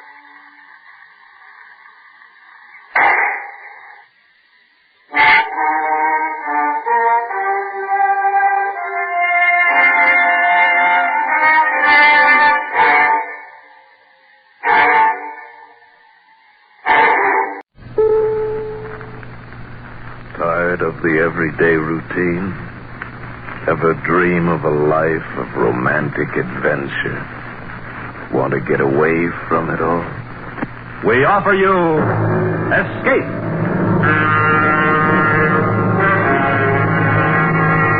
Escape, designed to free you from the four walls of today for a half hour of high adventure.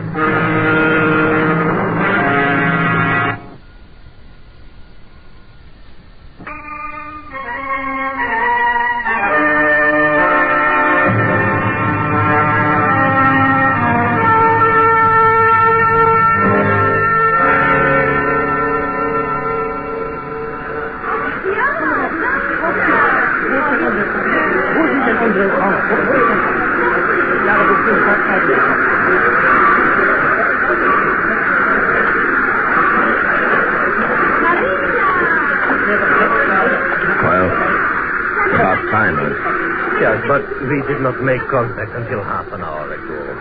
Oh. Look, you have the ticket? Yes, I have it. Third class. That's all I could get. But that will do. Oh, no, Mr. Herrick here. This is Mr. Callender. He will take you to Hanover. How are you? Bruce, better not to get on the train? No. We wait for the whistle. Oh? Why? Use the crowd for cover. Hey, Mr. Herrick, turn your face to me. That's to keep you back to the train. Now, wait.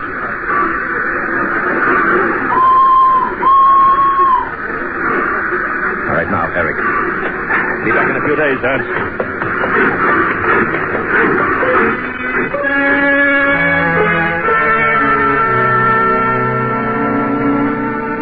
As the British zone terminus of the East German Underground, I'd had my share of surprises, but none to match finding Lawton Herrick in my custody. This was the man who had disappeared behind the Iron Curtain nearly a year ago, voluntarily. Brilliant nuclear physicist and authority on thermonuclear reaction, he'd been swallowed up in the gigantic red maw of Eastern Europe, highest bidder for his brain. And now he was back. It was up to me to escort him safely to Hanover to British intelligence. And as we rode, I speculated on why he had come back.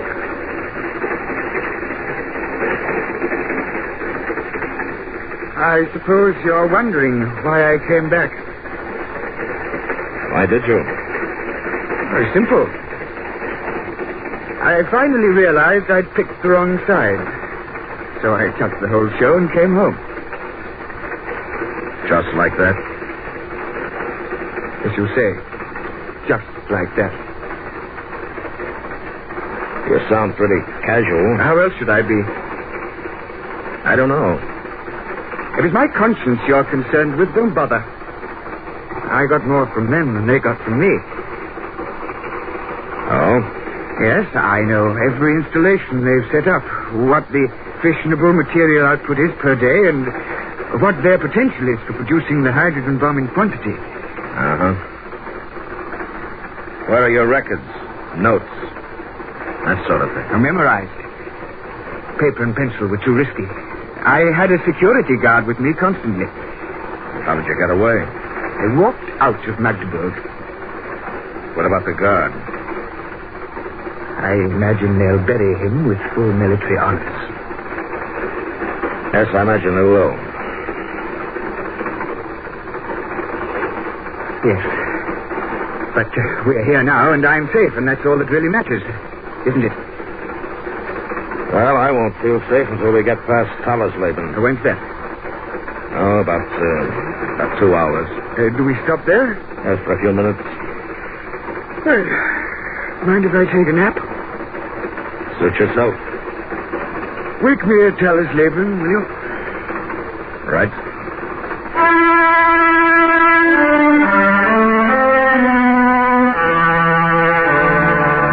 And so he went to sleep. And I thought about how easy his escape had been. Too easy. This was no ordinary defection to the camp of the free world. This man was important. Important enough that his safe arrival could cause considerable embarrassment to those from whom he had escaped. We wheezed into Tallersleben. A few passengers got out. Some came aboard. Then we started off again.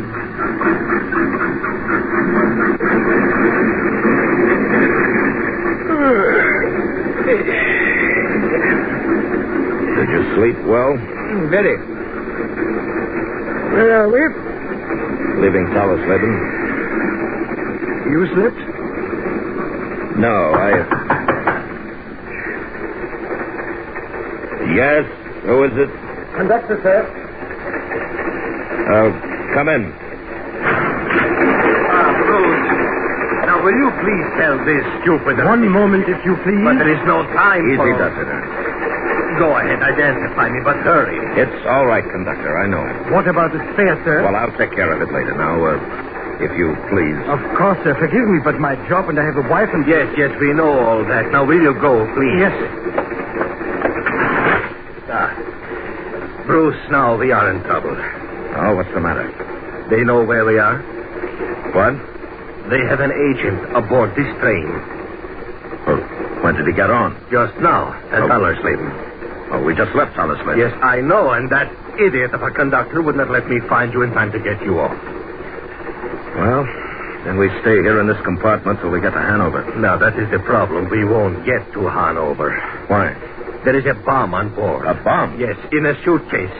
And the plan is to destroy the train when we get on the Oka River Bridge.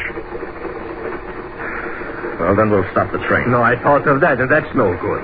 Because whoever it is has orders to explode it if the train stops for any reason before we reach the river. When did you learn this? An hour after you left. I received a message from the man in Magdeburg. They found the body of that guard soon after Herrick left. They missed you in Olbiefelde, and they arranged this Tallersleben interception. But how did you... I drove. And when I got here, the train was pulling out of the station yard. If it had not been for that stupid conductor... No, it's too late for that now. Yes. We've got to find the bomb. Is the agent a man or a woman? No, I don't know, Bruce. How soon before we reach the Oka River? But from now about, an hour and a half. Hour and a half. Well, between the three of us, we should be... No, Herrick. You stay here. But at least I should... Herrick. Yes? We know nothing of atomic reactions. That is your field. This is ours. Just do as you're told. Will you, please? I'm sorry. All right. Ernst? Yes? Get the conductor. Yes, And hurry.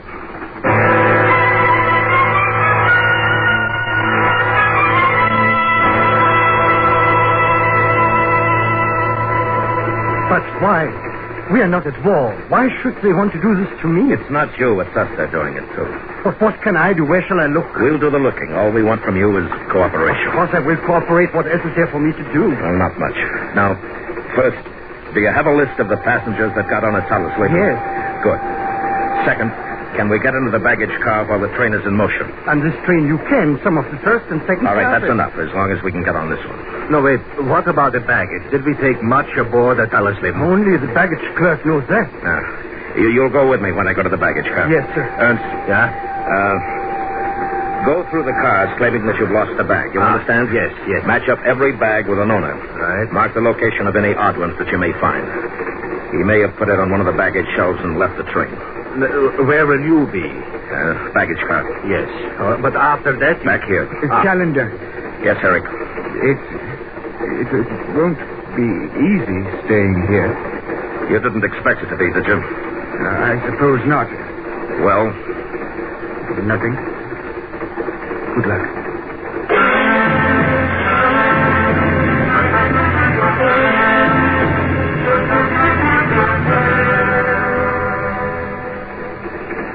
But if he's not a policeman and not a soldier, why should I let him in?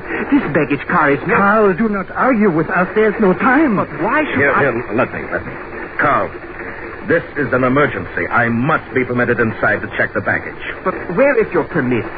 Badge, credentials, anything that I may look at. Jobs are hard to get. My wife and children will... All right, then I'll tell you. Someone has planted a bomb on board that's going to go off. Ein Bomb? Yes, ein Bomb. And if I don't find it in, well, let me see, an hour and 15 minutes, none of us will be able to hold a job anymore. Now, may we come in? Yes. Come in.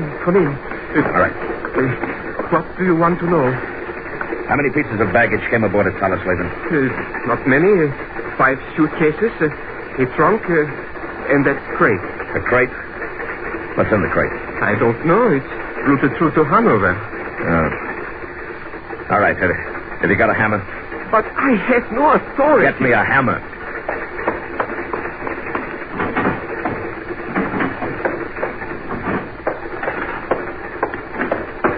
All right. Thanks. Okay, careful, please. Careful, oh no.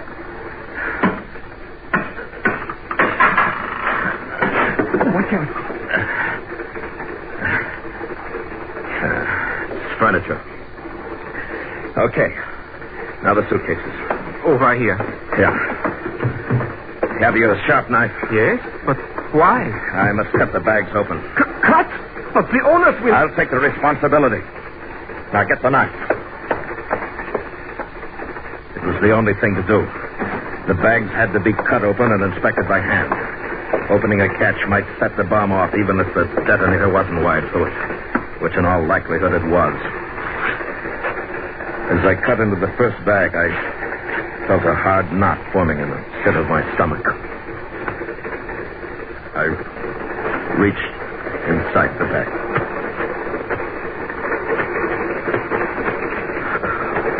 Close. The second case.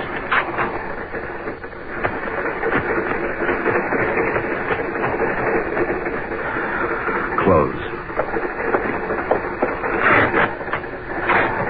The third.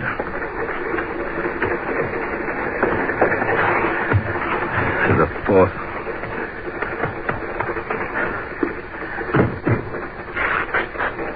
And the fifth. Then we broke open the trunk.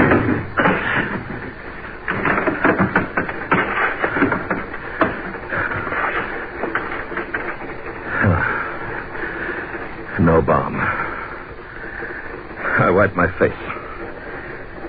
I left the conductor and Carl and went back to the compartment.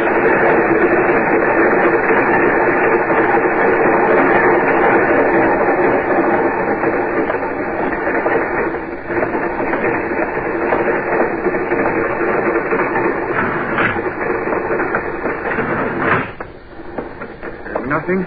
No, nothing. Where's Ernst?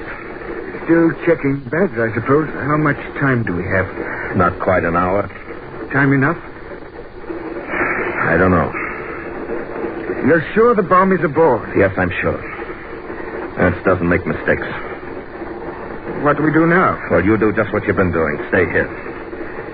I'm going out and check the passengers that came aboard at Tallesleben. Anything you want me to tell Ernst when he gets back? Yes, if he gets back before... We are doomed. We are doomed, I tell you. What's the matter, Dietrich? The engineer's going to stop the train. Stop? What do you mean, stop? He can't. I told you what would happen if we stopped before we reached the Oka. Nevertheless, the engineer's going to stop. Well, why? He says he has a bad coupling on the coal tender. Well, did you tell him why we couldn't stop? Yes, he says he can see the bad coupling on the coal tender. The bomb he cannot see. Oh, no. Therefore, the bad coupling must take precedence. And he's going to stop the train.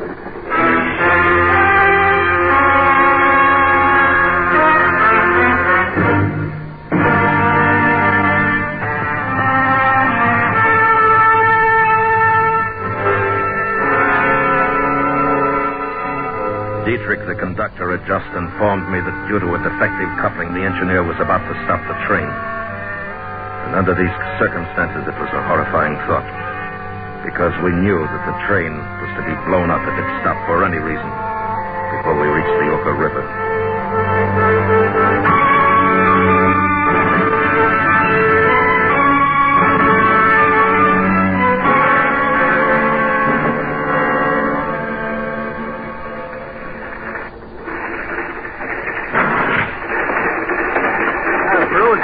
You would still be in the...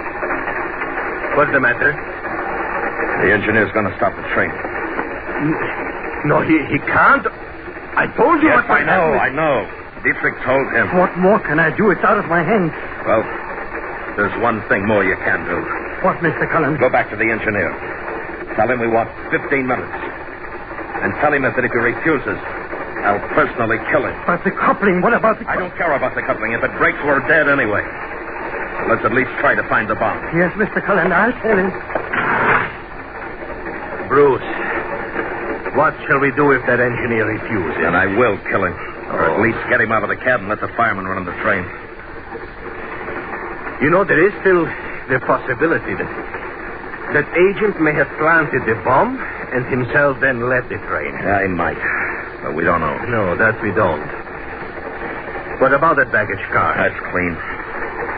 The passenger's luggage? Oh, no. Every piece matched up. Yeah. Now, where can we go now? Dietrich gave you a list of passengers that boarded at Talisleben, huh? Yes. All right, give it to me. All right, here. But they are all checked, Bruce. Except one couple in second class. Huh?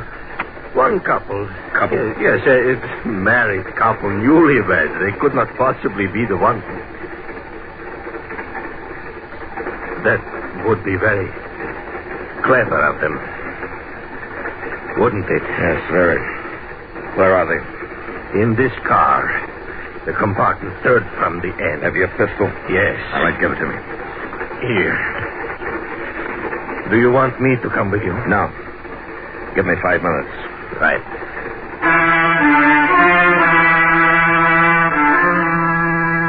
This was infinitely worse than fighting in the dark. Dark fighting terrified me. Here my enemy was unseen, unknown, and out of reach. Yet he was close enough to mark us all for death at a specific time. As I hurried along the corridor, I glanced at my watch. If the engineer gave us the 15 minutes I'd asked for, then we'd already used 3 of those precious minutes planning strategy. One thing I knew for certain, that the hand holding the gun in my pocket would not come out until I was completely satisfied as to the identity of the newlyweds.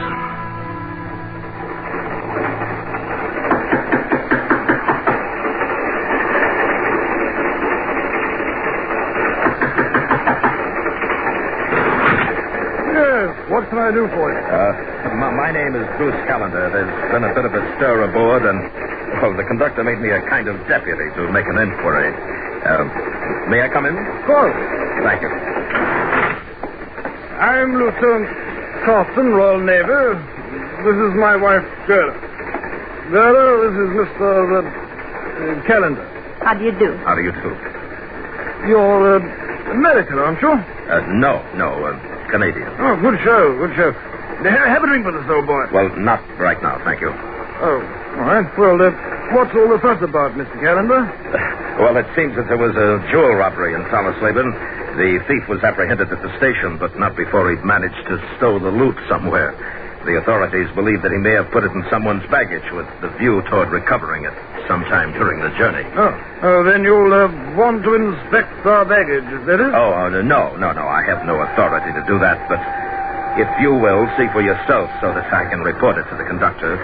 I doubt very much whether it could be in either my police or Gerda's. They haven't been out of our fight since we arrived at the station. But you won't mind making the inspection? No, not at all, my dear fellow. But I'm afraid you'll be wasting your time. Oh, look here. Do have a drink, won't you? No, thanks, anyway. We're on our honeymoon, you know. Oh, really? Yes. I've been trying to get Gerda to marry me for a long time now. It wasn't until yesterday that she finally made up her mind. Yesterday? That's right. I finally wore down her resistance, didn't I, Gerda? Yes, Roger. Of course. The bags, if you please, Lieutenant. Oh, yes, forgive me. Only two. Mine and Gerda's. I'll get them down. Mine. Shirts, socks, ties. Sorry, Mr. Carrender, there's nothing here. Ah, good. Now, Mrs. Crafton? I'll do it, Gerda. No, you may not open it. Then, if you will open it yourself. I can't. Why not, Gerda? Don't ask me why.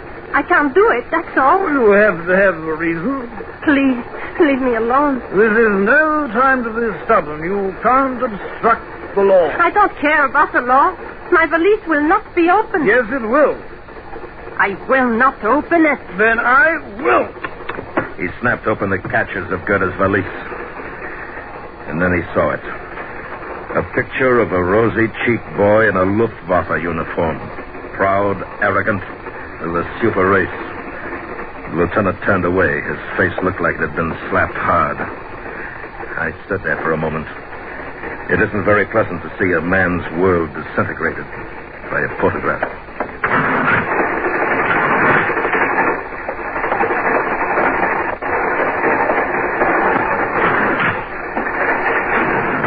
What happened? They're not the ones. Oh. Now what? I don't know. I do. I'm jumping off the train. What? Why? They're after me, not you. If I'm off, the train is safe. Oh, sit down. You're making a fool of yourself. How do you propose to let him know you've jumped when we can't even locate him? I can't even die nobly, can I? Wait here for me, Ernst. Where are you going? To find Dietrich.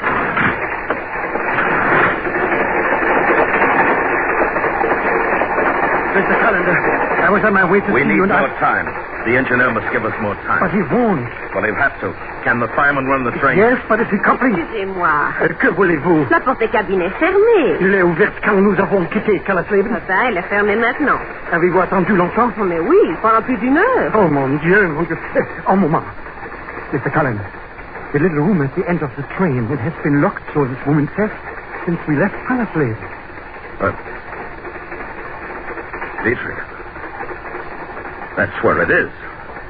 That's the only place it could be. We've looked everywhere else. Yes. Get rid of the woman.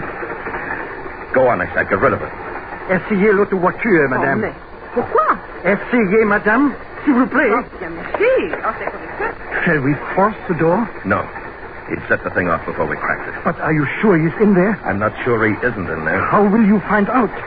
Well, I'm going to climb to the top of the car, move down to the laboratory, smash the window and shoot. And I hope I hit him and not the bomb. But if it is not he, then he will have killed an innocent man. And if it is, and I don't shoot over 100 innocent people, we'll be dead in 5 minutes. I don't know if I should permit it. After all, I'm the chief conductor. We've got 5 minutes, Dietrich. Don't try to stop me. The responsibility is yours. I will do what I can to help. All right. Now get Ernst. Tell him what I'm going to do. Tell him as soon as he hears the shots to have you open the door. He'll disarm the bomb. Now, is that clear? Yes, Mr. Cullen. All right, then hurry. We only have 4 minutes. As he ran down the corridor, I turned and went to the door leading to the outside of the train. And there I took off my shoes and checked the pistol Ernst had given me. At any moment, I expected the train to start slowing down, which I knew must be followed by the blast. Until I got to the roof of the car, I didn't quite know how I was going to reach down and break the glass. But when I got there, I saw that this time the brakes had come my way. This was an old relic that had the light standards at each end of the car. Carefully, so as not to betray any movement to the man beneath me, I hooked one leg around the standard and let myself ease down. As I hung there for a second, I hoped that the man inside was the man I sought. This was my last chance. He had to be. Then suddenly there was a shift of wind, and I was almost blinded by the cinders pouring out of the engine. I felt an imperceptible shudder go through the train as the brakes were applied. The time was now. I raised my gun and swamped.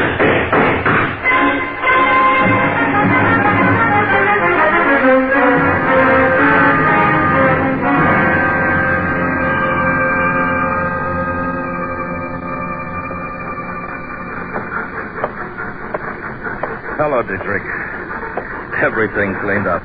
Yes, Mr. Cullen. The passengers are still a little excited. No doubt. You shoot very straight, Mr. Cullen. Oh? The body will be turned over to the authorities in Hanover. Oh, just a minute, Dietrich. I'll be right back. Pardon me, madam. Oui? The door is open now. Je ne comprends pas. Forgive me. La porte est ouverte. Oh, enfin. Merci. You're quite welcome, I assure you.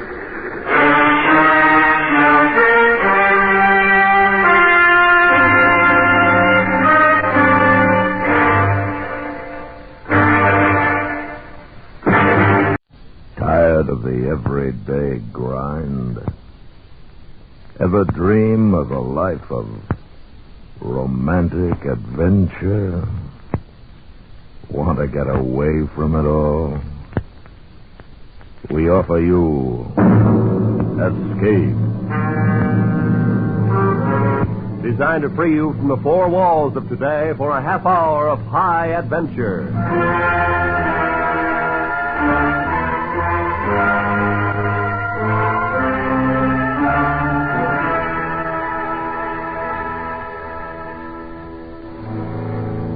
You are high on the frozen slopes of a great mountain, terrified and caught in a blizzard, while the thing for which you've been hunting has suddenly become the hunter.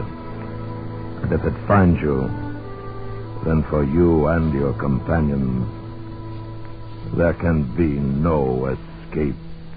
So listen now as Escape brings you Anthony Ellis's exciting story, The Abominable Snowman.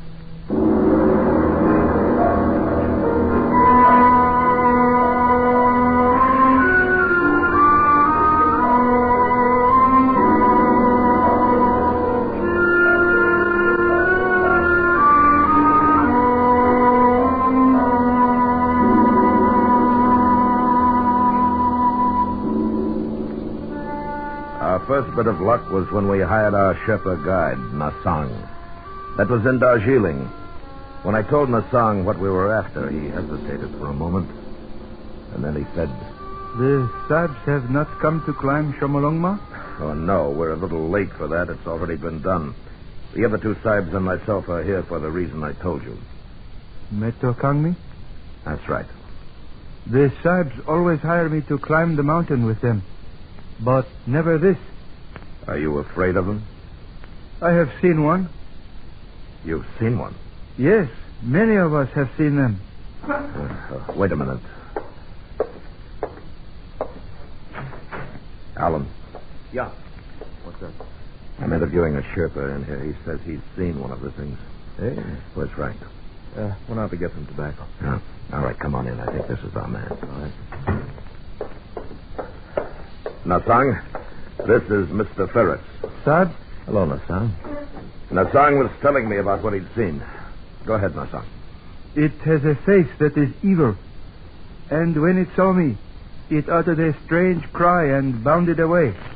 Sometimes leaping, sometimes running with great strides. It was dusk, and after a moment I lost sight of it in the snow. Where were you? With the French expedition. It was at 19,000 feet on Shomolungma. How far were you from it? 30 feet, perhaps 35. You're sure it wasn't an ape? I am sure. There is no ape in the Himalaya to make such a track. What about bears? This too I have been asked. But does a bear walk always upon its hind legs? Well, that's enough for me. Alan? Yeah, he'll do. Yeah. But if you want the job, Nasang, you're hired. You are going to try to capture a Yeti? Yes. It will be a difficult thing. But I will serve with you.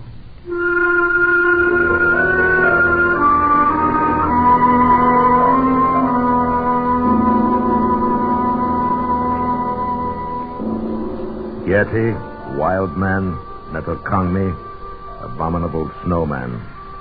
That's the name the natives had for the things, and Alan Ferris, Frank Davis, and I were going to try to get one. We'd all done some climbing, but climbing was secondary here. Expeditions since the beginning of the 20th century had heard of the Abominable Snowman, observed their tracks, and one or two white men claimed to have seen them.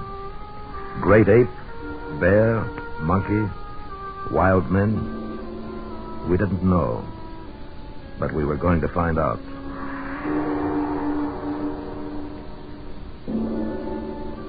Four weeks later, we were in the Rongbuk Valley for our interview at the monastery with the Lama. The journey from our base had been uneventful, the weather was good, and our spirits were high. From the Lama's window, we could see the great peak of Everest in the distance. Why, gentlemen, do you desire to capture Metokangni? Because, sir, we believe it will be an invaluable aid in our prehistoric research. That is, if these things are in any way human. And for this reason, then, you have formed the expedition? Yes. You are all familiar with climbing? Yes, we are. You would need to be.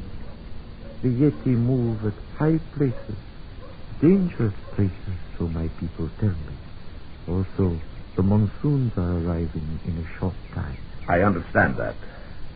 Then do we have your permission to investigate in the valley and beyond? You have my permission. Oh, thank you. Appreciate it. There is one point, however.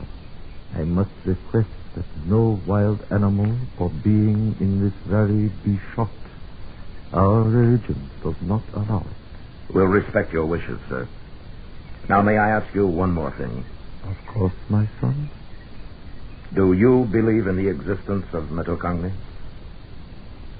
I myself have never seen them, but I know that they live here, above the valley, on the goddess mother of the world. It is also true that at least 5, and possibly more, inhabit the upper Rongbuk and its glacier. Thank you. Do you have porters? Our guide Nasang is hiring them now. Yeah. I trust that he meets with good fortune.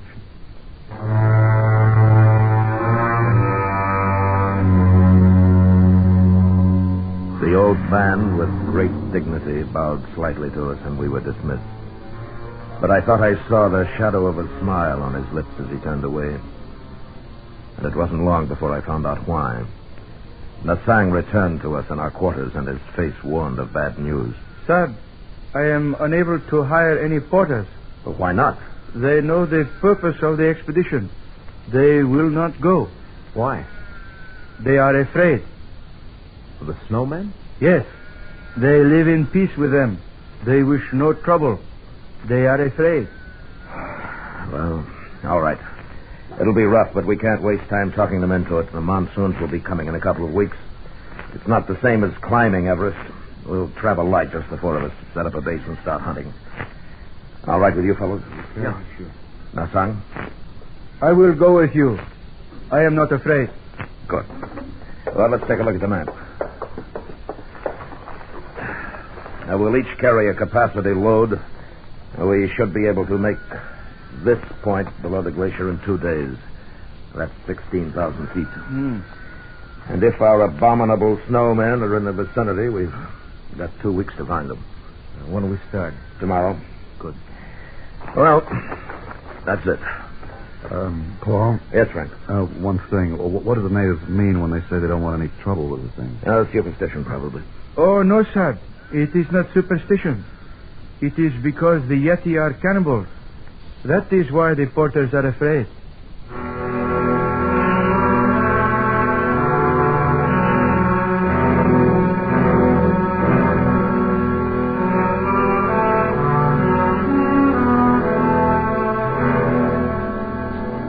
The weather turned ugly the day we left the village. A cold Tibetan wind blew down from the west, and with our heavy packs, it took us much longer than we'd thought to arrive at the point just below the Rongbuk Glacier. We set up our camp and made ourselves as comfortable as we could.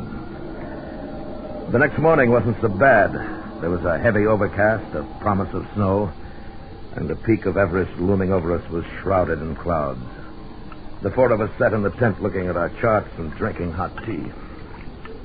I figured it'd be easiest if we started at the East Glacier. It's only about 3 miles from here, and with the weather as stinking as it is, we won't run too much of a risk. What do you think, Paul? Well, that sounds all right. What do you say we split up? You and Nasang, Alan and me. We'll work up on either side of the ridge. Here. And if we spot any tracks, fire 2 shots. Yeah, good enough. Now, the big thing, though, no matter what, don't shoot at the thing if you do see it. Okay? Okay. All right. If we lose touch with each other, we'll meet back here at 5. All right, let's get going.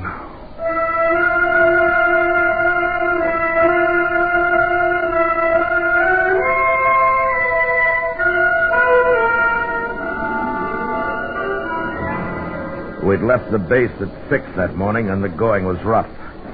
Alan was pretty well shot by the time we got to the 17,000-foot mark. He was having a tough time breathing, and the wind had come up again. And with it, a fine, powdery snow that blinded, choked us.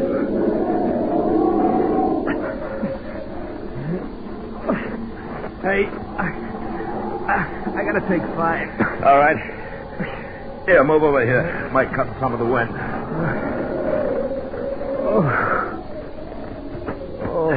Oh, that's better. Well, we might as well start back for the base. We couldn't see anything in this anyhow. You know, right now, I don't care whether we do or not. This is good weather. Wait until the monsoon starts. No, not me. Oh, I'm cold. I've never been so cold in all my life.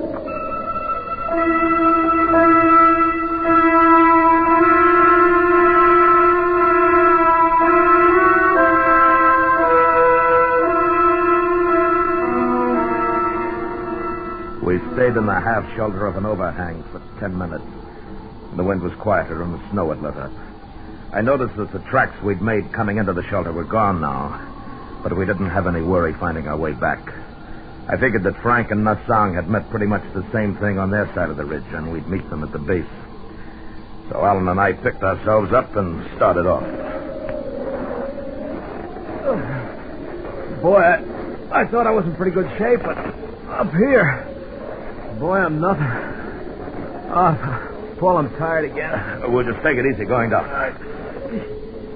You haven't got frostbite, have you? No, not yet, but...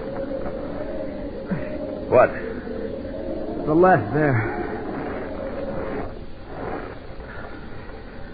Yeah. They're not our tracks, are they? Not unless you took your boots off on the way up. Must have just passed by. It must have seen us. Yeah. Come on. We were looking at a set of tracks newly made in the fresh snow. And they'd passed so close to our shelter that the thing must have known we were there. They weren't the tracks of a bear or an ape, but more like a splay-footed, naked foot. The tracks of the Abominable Snowman.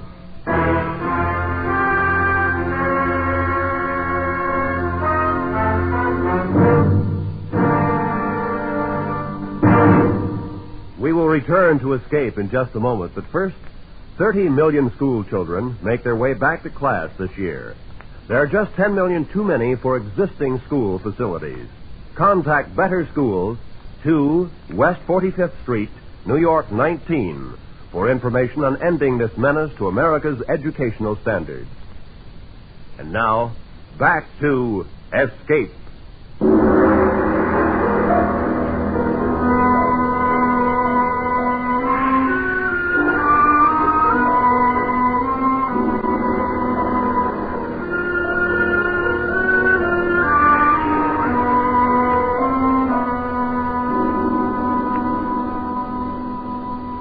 We began to follow the tracks, and for a while, perhaps 150 yards, it was easy.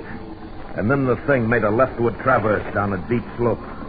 We could see the prints clearly, angling with a side step, as sure-footed as a mountain goat, except that it was walking on 2 legs. This way, Paul. Take it easy, Al. Getting safer. Boy, that thing sure can climb. Hold up. Allah! Hold it! And he dropped out of sight over the lip of the crevasse. We weren't roped together. I got as close as I dared to the edge. The loose snow crumbled away from my outstretched body. And I looked down into the blue-black darkness below, falling away into nothingness. He was gone. Finished. All I could think of was the noise he'd made when he went over. Surprise, angry, then silence. The crevasse might have been 500 feet. Or 5,000. Snow started to fall again. Big flakes this time and wet. I stood up. And across the gap 20 feet away, I saw the tracks of the thing, continuing on and away until they became lost in the blank whiteness of the glacier. It had jumped and landed still upright on the opposite side. I went back to the base. And an hour later, Frank and Nassang returned. I told them. And we were quiet for a long time. Then... Paul, are we going out again tomorrow? Why not? I just wanted to. We should go back. It is an omen. I tell you, he was going too fast. He didn't have a chance to see the crevasse. That's not an omen. It's bad sense. Metokangmi cannot be caught. We'll catch him. But there are only 3 of us. If we had a few more men... I tell you, the thing was so close that if we'd looked up at the right time, we'd have seen it. You think I'm going to give up now? Next time we'll get it. There was no chance to get Alan out. No. You think if we went back... Listen, you think I don't want to? He's gone. I tried, but he's gone. Okay. Okay. Wish that wind had let up. Maybe by morning. We'll try again tomorrow.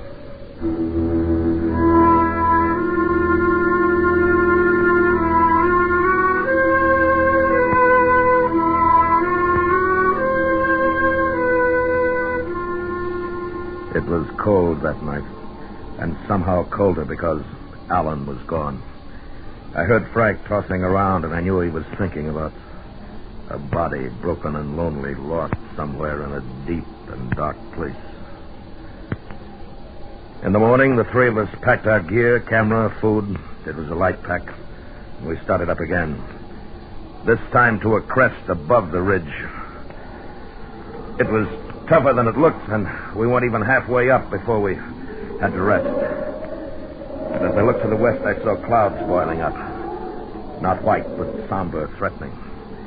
And below, the valley looked grim, ugly gray. And then the sun was gone. And we kept on going up. And then I had a strange feeling. It was nothing I could see, nothing I could hear, only a sensation of being watched, followed. Wait a minute. See something? No. I have felt it 2 sides. Something following us? Yes. It is Metokangmi. How do you know? It can be nothing else. At this height, there is nothing else that lives. Maybe it's curious. No, don't turn around, Frank. Listen. When we get up to the crest, you 2 flop down. Stay in sight of the slope here. What are you going to do? Move around the hump and watch. If it thinks we're all together, it may come close enough to give us a chance to get it. You better watch your step. It looks nasty. I will. Now, come on. It took us another 15 minutes to get up to the crest, and then Frank and Nassang hunched down to rest. They were in clear view of the slope we just ascended. I moved back out of sight and made my way toward the hump, which backed a long shelf on the north side of the crest. In a couple of minutes, I lost sight of them and of the slope. The wind had increased, and the clouds had spread now to become an iron gray canopy over the mountain. It was getting colder again. I don't think it took over 5 minutes to reach my lookout point. And when I did, I had a perfect view of the ground we'd covered. There was nothing there. The men were out of sight. And I waited. A minute. 2. There was nothing. Until...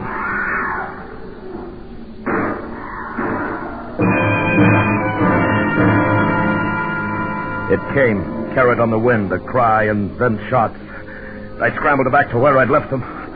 And when I got there, Frank was lying on his back. And I couldn't look at what was left of his face. There were terrible deep rents in his clothing, and he was dead. The Song lay huddled a few feet beyond, a gun in his hand. Son? What is it? What? Metal Conley came from behind us. Before I could draw the gun, it killed, and it sprang at me.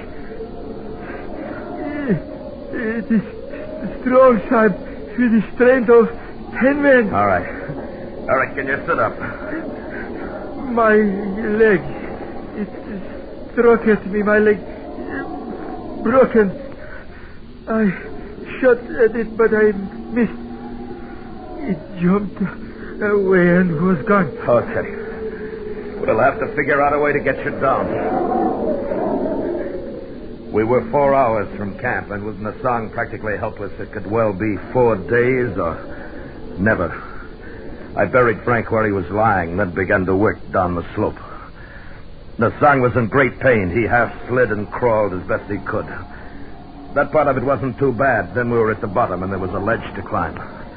It took well over 2 hours to do that, and we still had 3 miles of difficult terrain to cover. The stops became more frequent. Son, leave me here. Go back. No. My leg is frozen. There is no feeling anymore. I shall not live much longer. Don't be a fool. After a rest, you'll be able to go on. Soon the night comes. If we are both caught here, we both die. There will be snow, much snow. Leave me. No, we're going back together. Please, let me sleep. Let me sleep here. I cannot go on. You've got to, Nasang. No more. The ridge is only about a half mile from there. It won't be too bad. No, let me stay. Nasang. Let me sleep. No, come on, Nasang. Come on, you're not going to sleep. Son, you'll be all right. Behind you, son. I turned, and for an instant I saw it outlined against the snow, crouching, of medium height. It was covered with thick hair. The face was reddish and bare, a semi-human face, and it was not an ape. The thing made a tremendous leap and was gone, but I hit it. I knew I hit it. Mr. Conley, that was he. Did you kill it? No, I don't think so. Then it will be back. It has tasted blood. You must leave me. No, get up. Get up. Come on. Let's go.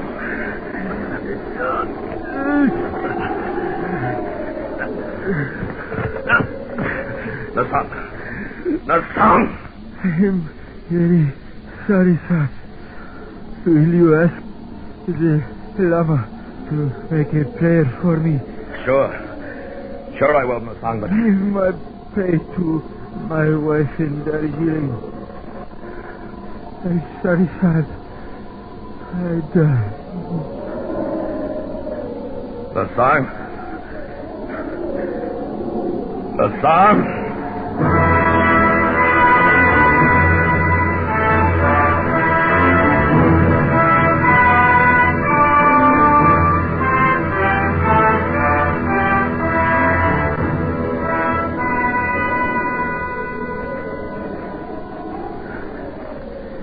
And the darkness came, and with it shadows and the snow.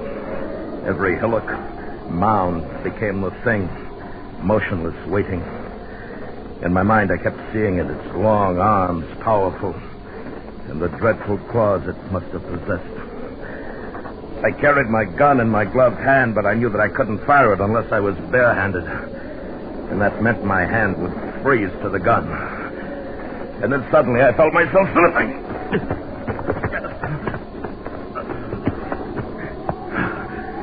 It was a short incline, but when I reached the bottom, the gun was gone. I'd lost it. I've got to find it. I've got to find it.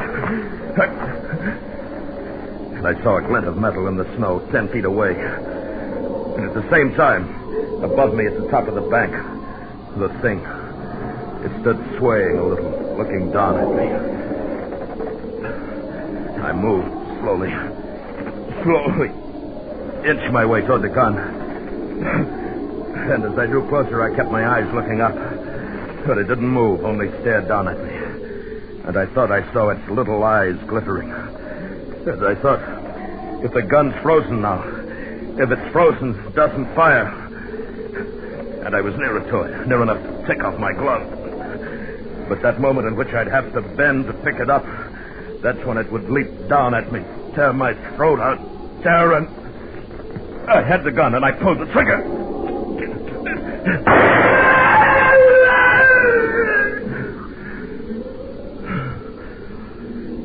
And it lay there, strange, terrifying, its blood staining the snow. And it looked at me. Looked at me until the sound died away.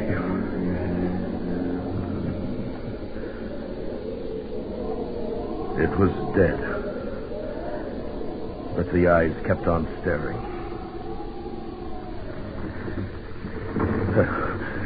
It must have been the shots that loosened the snow and ice on the ridge above. I heard the sound, and I ran.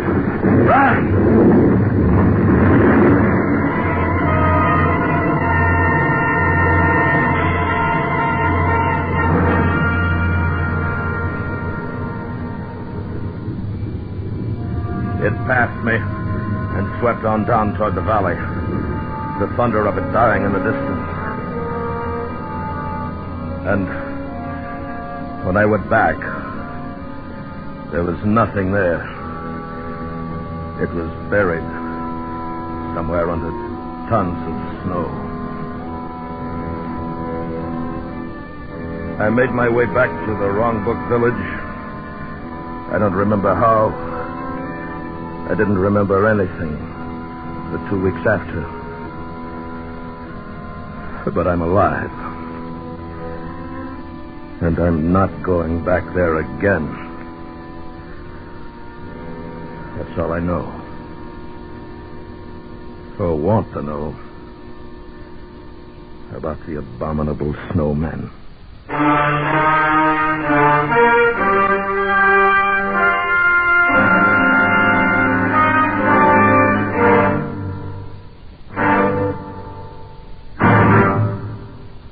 Escape has brought you The Abominable Snowman, written and directed by Anthony Ellis, starring William Conrad as Lane. Featured in the cast were Anthony Barrett, Hy Averback, Jack Crucian, and Edgar Barrier. The special music for Escape was composed and conducted by Leith Stevens. Next week.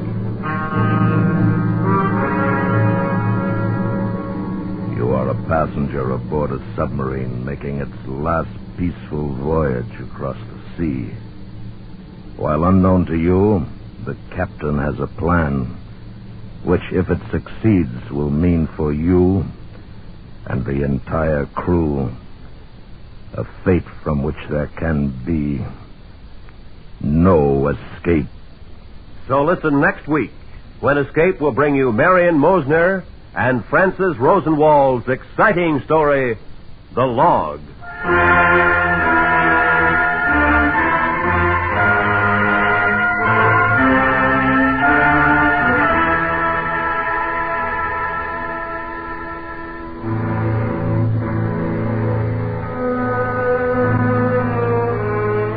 You're headed in the right direction. The station is right. The network is right, too. Check all timepieces, and then check your local radio schedule. Let's have no slip-ups. Everybody wants to hear the Jack Benny Show right from the beginning, when it returns to CBS Radio. This is Roy Rowan speaking.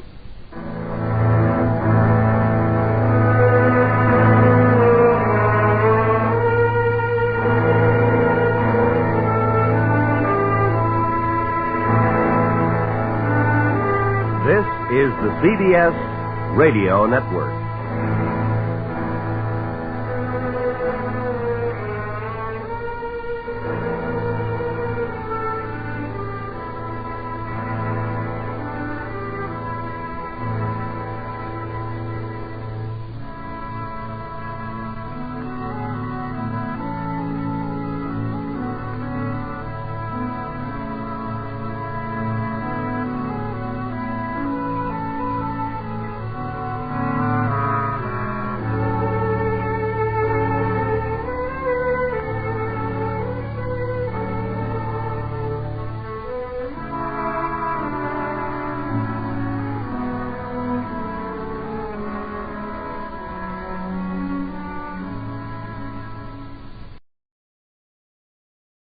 Tired of the everyday grind? Ever dream of a life of romantic adventure? Want to get away from it all? We offer you Escape. Escape, designed to free you from the four walls of today for a half hour of high adventure.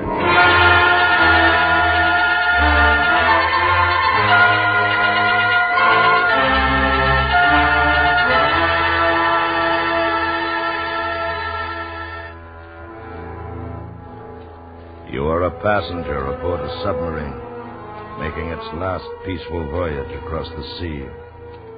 While unknown to you, the captain has a plan, which, if it succeeds, will mean for you and the entire crew a fate from which there can be no escape. So listen now as Escape brings you Mary Ann Mosner and Francis Rosenwald's exciting story, The Log.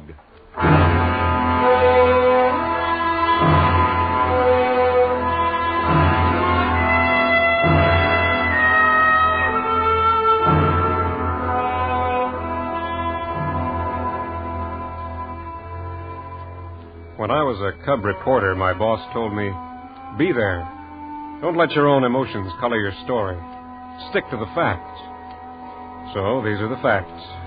This is the way it happened. I met Captain Jan Zabados in a Scandinavian port. During the last war, he'd been in command of a submarine, the only sub of a nation that fought the dictators side by side with the Allies. When he was finally forced into this neutral port, the captain preferred internment to surrender. After that, his nation went out of the business of being a nation. He was left behind with his ship, unwanted by the Allies, and a burden to the government that had become his permanent host. To pay for the vessel's berth and maintenance, the authorities turned her into a tourist's exhibit, permitting her skipper to stay aboard as caretaker and tourist guide. We met during one of those guided tours. And so, ladies and gentlemen, this concludes the tour of the SS Seagull, a great ship with a peerless war record. It was my honor and privilege to guide her across hostile waters as master of this man of war that gave battle to the last torpedo. Thank you. No, thank you. Thank you. You are very welcome all, and this way if you please. You got a few minutes, Captain? I'm Bill Rawlins, New York Globe. I enjoyed your tour a lot. Thank you, Mr. Rawlins. Always glad to talk to gentlemen of the press. I presume you would like to write a story on the Seagull? Well, to be honest about it, sir, I'd rather write about her skipper. I am honored. But without the Seagull, you won't have much of a story. She and I are comrades in arms. The war has been over a long time, Captain. Yes. Yes, of course. Haven't you ever thought of going home? Mr. Rawlins, this is my home, and always will be.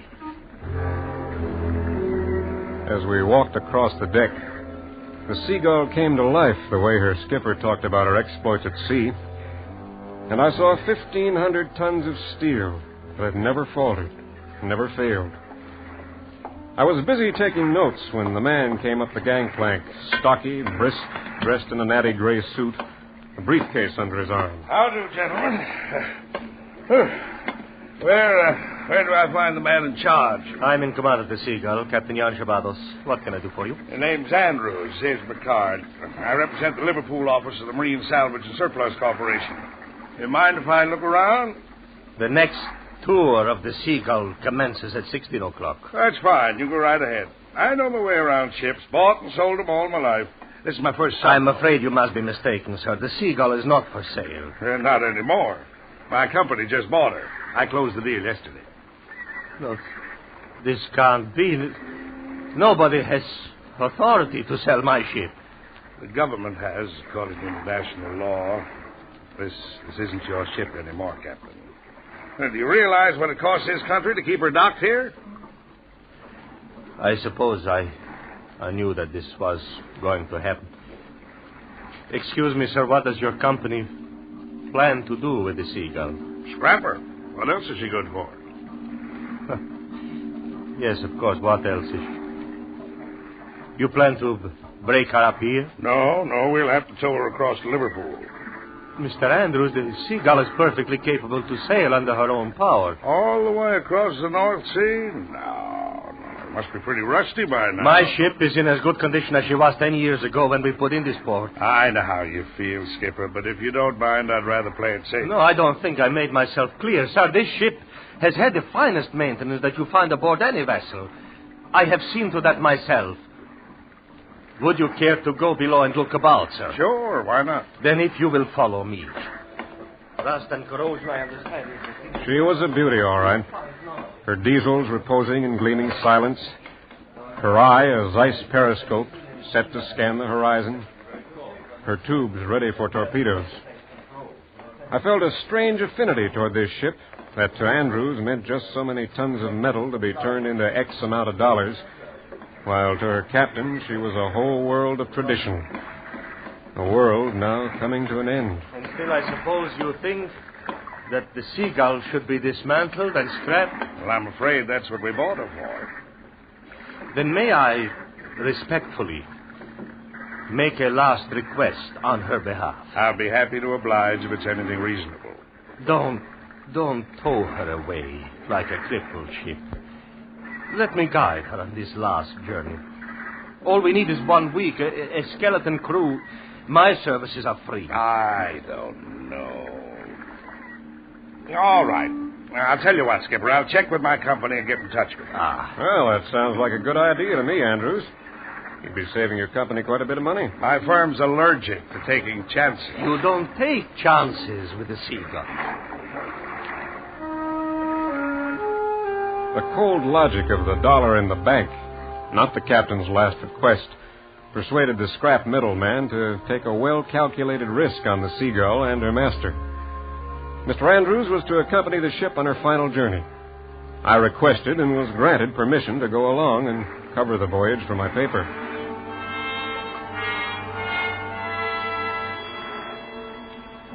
It was a gray, overcast morning when we boarded the Seagull. She was straining gently at her anchors with the last of the ebb tide. Oh, Skipper hired a decent cook. Nothing like sea air to give a man an appetite. I'm not looking forward to a picnic, Mr. Andrews. All I want is a story. You won't find it in this barge, Rawlins. But I can give you plenty of stories. My company isn't averse to publicity. When we reached the bridge, we found a changed man. Captain Jan Zabados, commander of the submarine Seagull, wearing a freshly creased uniform, windbreaker, and his well-worn battle cap. Anchor secure, sir. All engines back half. All engines back half, sir.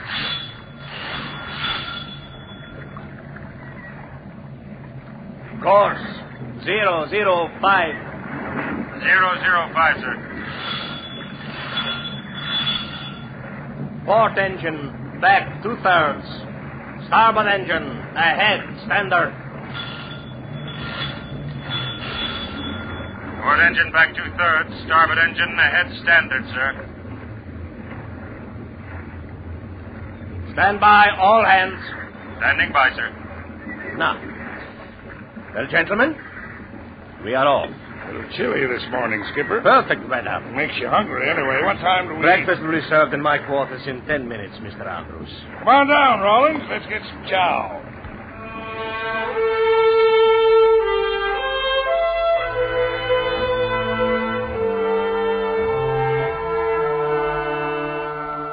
We had breakfast. It was better than Andrews had expected. And he was in an expansive mood when we returned to the bridge. He'd fortified himself with a thick cigar which stuck out of his mouth like a stubby finger pointed at the captain.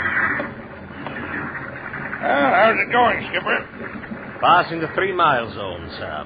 Well, it seems to be clearing up. Maybe we can do a little deep-sea fishing, huh, Rollins? I've never fished from a submarine, Mr. Andrews. Sorry, gentlemen. No fishing.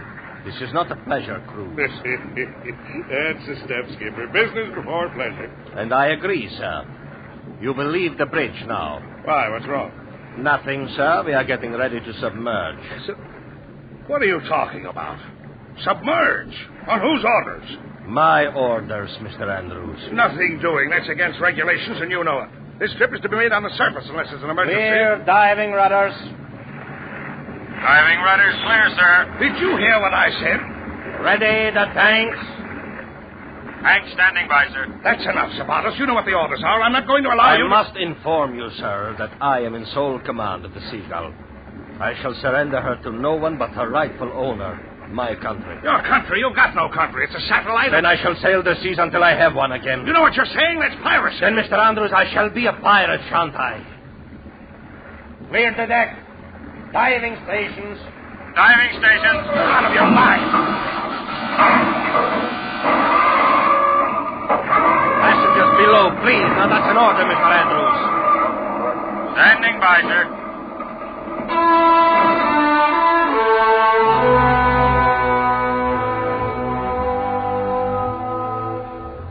Well, I'd found my story. When we slipped beneath the surface of the North Sea, the captain let the men have rum and brandy to celebrate the Seagull's return to what he called active duty.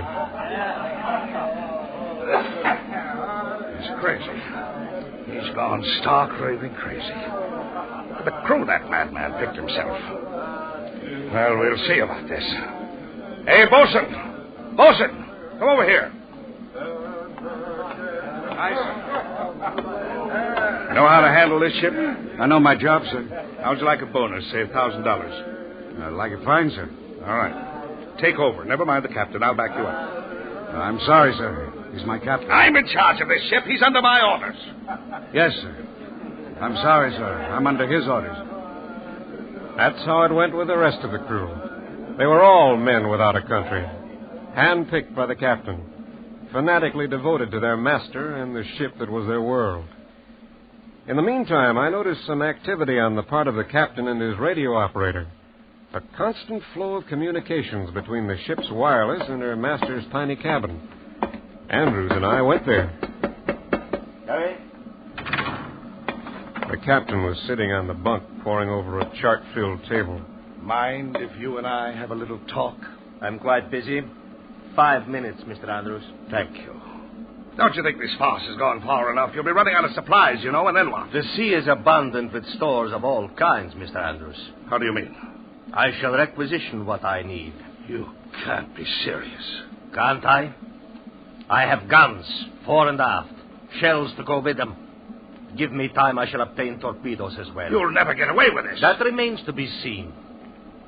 My wireless has picked up the Blenheim Castle, an English freighter. We will sight her by nightfall. You're going to stop her? Exactly, Mr. Andrews. There are a few supplies that we need. I am sure her captain will oblige before continuing on his way.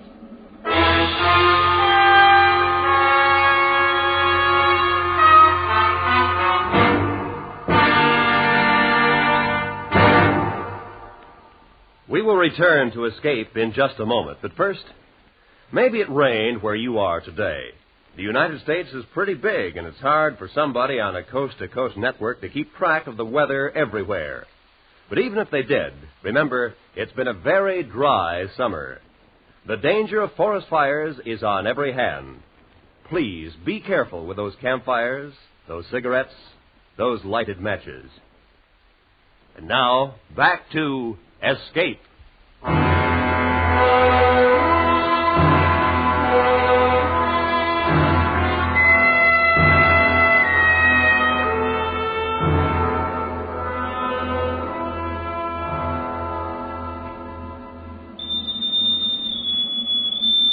Approximately 8 hours later, the bosun's pipe shrilled as the Seagull rose stealthily to the ocean's surface. Dead ahead in a choppy sea loomed the massive hull of the freighter Blenheim Castle, her foaming nose eerily phosphorescent, the position lights glimmering across the sea.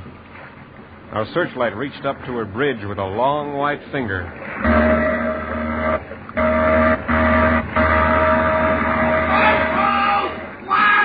We clearly made out the tanker's captain standing on his bridge in a splotch of white glare, bellowing through a megaphone. Hey! Ho, ho, ho, ho, ho! Heave to! Coming alongside! Who are you? Raider! Pass a line! Raider! I won't pass! It is starting now. That's a bloody lie. Heave away. Ready about, or you will be sunk. Why, you kettle-bottom, knock-down hard-fighter! I'll bust your cat run till you make water! Follow my orders, or I open fire. Why don't you man up and cook off? I give you 3 minutes. I'll give you a kick in the belly! It was incredible. Here we were at peace, and Captain Zabatos had started his own private war. He had the guns, and the tanker's captain had only his ship. Before the Seagull's gun crew could get a bearing, the tanker lurched forward, picking up speed. Wheel hard over, bent on ramming us. Our guns started to fire, blasting away at the tanker. But it kept coming on. Closer, closer. The sharp bow cutting through the choppy sea. Dive! Dive! Dive! Dive! Dive!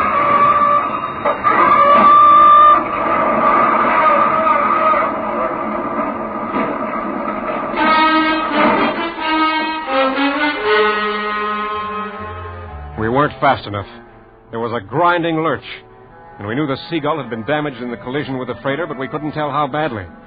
The first realization of disaster came when we saw the captain, his hair damp with perspiration, eyes gleaming feverishly, and a face turned ashen gray. Nobody leaves his station without my orders. You gentlemen stay out of the way. I'm not going to take orders from you or anybody else. I represent the owners of this ship. You do? You heard me, Zabatos. Then tell your owner she has been rammed. I'll hold you responsible. As her commander, I accept sole responsibility for ship and crew, including you and Mr. Rollins. That's very noble, mister, but I'm a businessman. What's the extent of the damage? Conning tower smashed and the scope tube cracked. Oh, that's great. That's great.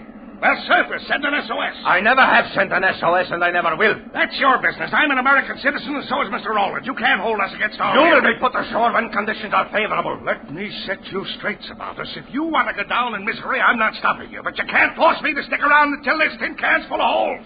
I want to get out of here. Now, I order you for the last time, surface and signal for help. Andrews, if you wish to leave now, you may take a escape hatch. You're crazy. Not at all. The damage is trifling. But since you feel so frightened of your life, I suggest that you leave. So help me, when we get out of this, I'm going to have you busted, jailed, hung if I can. Get out of my way if you please. I have no time to discuss the matter with you. Come on, Andrews. Whose side are you on, anyway, Rollins? Nobody's. I just want to live.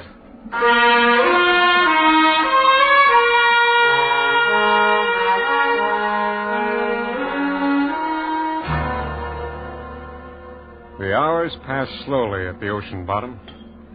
The stillness echoing the attempts of the men working to repair the damage. The air was getting foul, breathing becoming more difficult.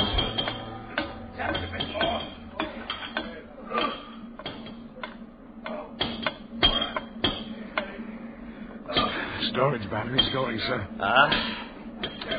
Then dim the lights, bosun. Oxygen's running low. Ration it. I've got 2 men in sick bay already. All right. All right. Carry on. Sir. What is it, bosun? The men need air. It's very bad aft. All right. Very well, bosun. We go up. All engines ready. All engines ready, sir. Clear pressure tanks. Clearing tank, sir. Diving rudder. Standard. Vessels approaching overhead, sir. Ease rudder, hold tanks.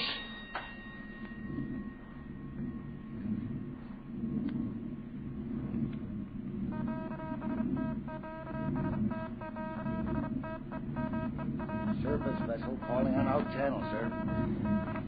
Don't answer.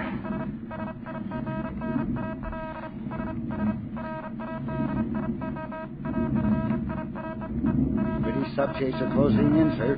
Request ship-to-ship communication. All right. I talk to them.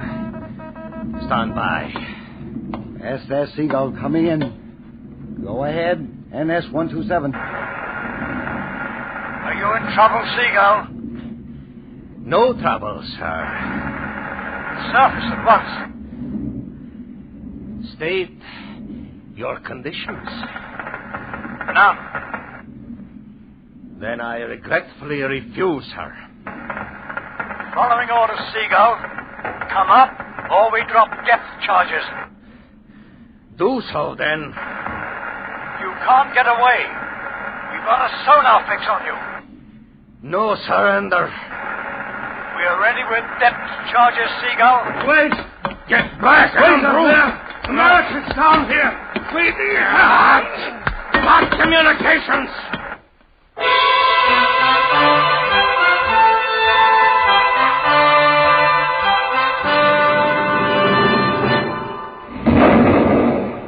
The first depth charge was a warning, followed by another coming closer, and another still closer. The pressure was enormous.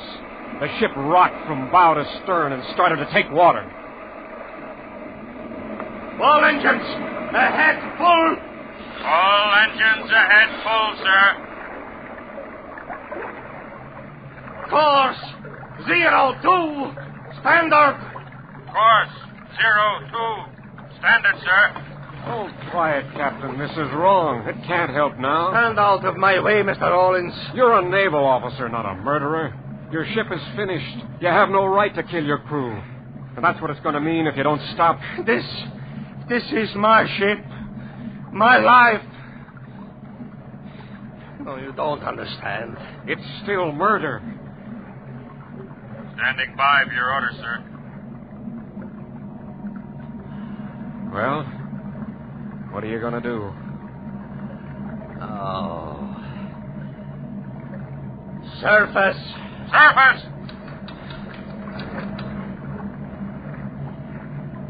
Surface! Stand by, surface! No response, sir. Tanks won't operate. All engines stop! All engines stop!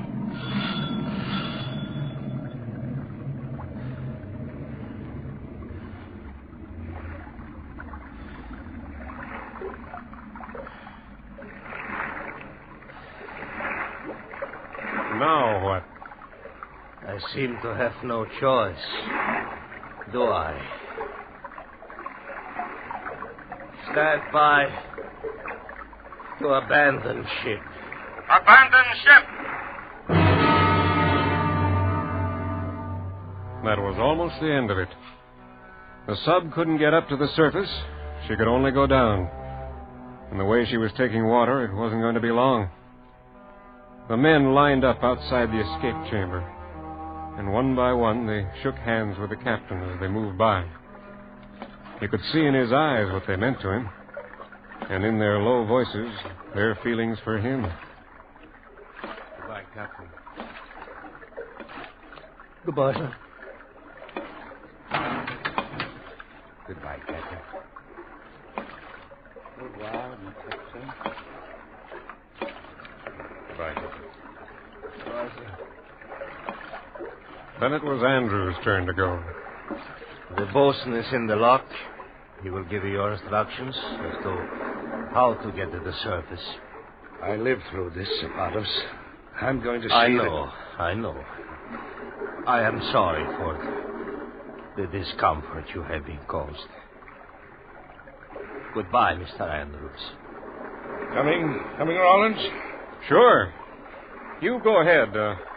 One at a time, you know. Well, good luck. And to you.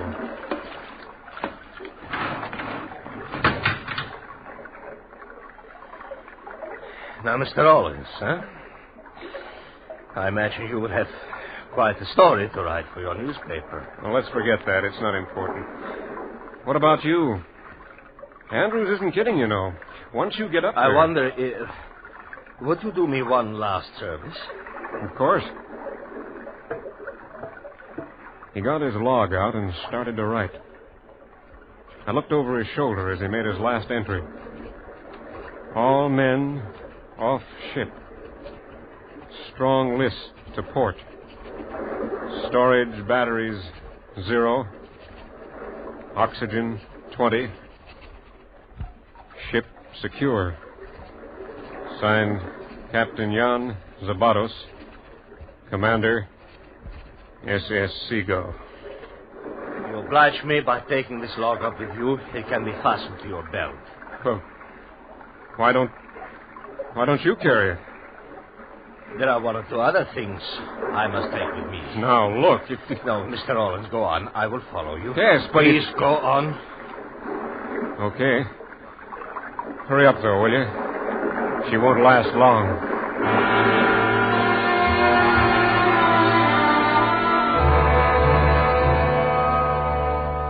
I got up to the surface. A boat from the sub-chaser picked me up 5 minutes later. Every man of the crew and Andrews was safe. After that, we cruised about for hours, waiting, hoping that Zabatos would appear. But he didn't. I should have known he'd stay with the Seagull. The skipper of the chaser understood what had happened a lot better after he'd read the log. I guess seamen have a feeling about such things. Well, that's the story. That's all there is to it.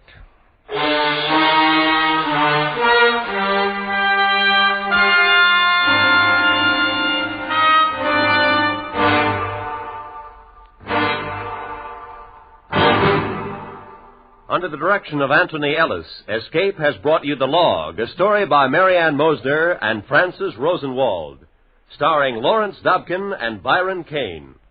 Featured in the cast were Alan Reed, Kurt Martell, Frank Gerstle, Eric Snowden, Richard Peel, and Jim Nusser. The special music for Escape was composed and conducted by Leith Stevens. Next week... Walking the streets of an Indian city, terrifying, sweltering streets, while the man you fear has already made his mark on you, a mark from which there can be no escape. So listen next week, when Escape will bring you James Henderson's frightening story, The Untouchable.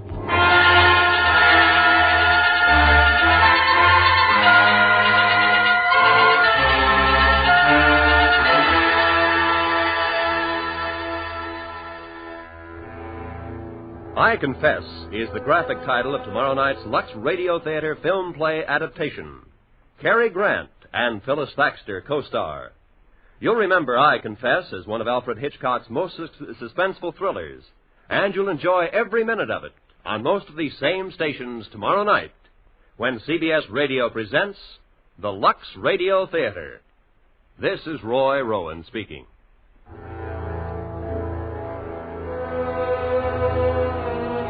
Remember, you can hear Jack Benny every Sunday night on the CBS Radio Network.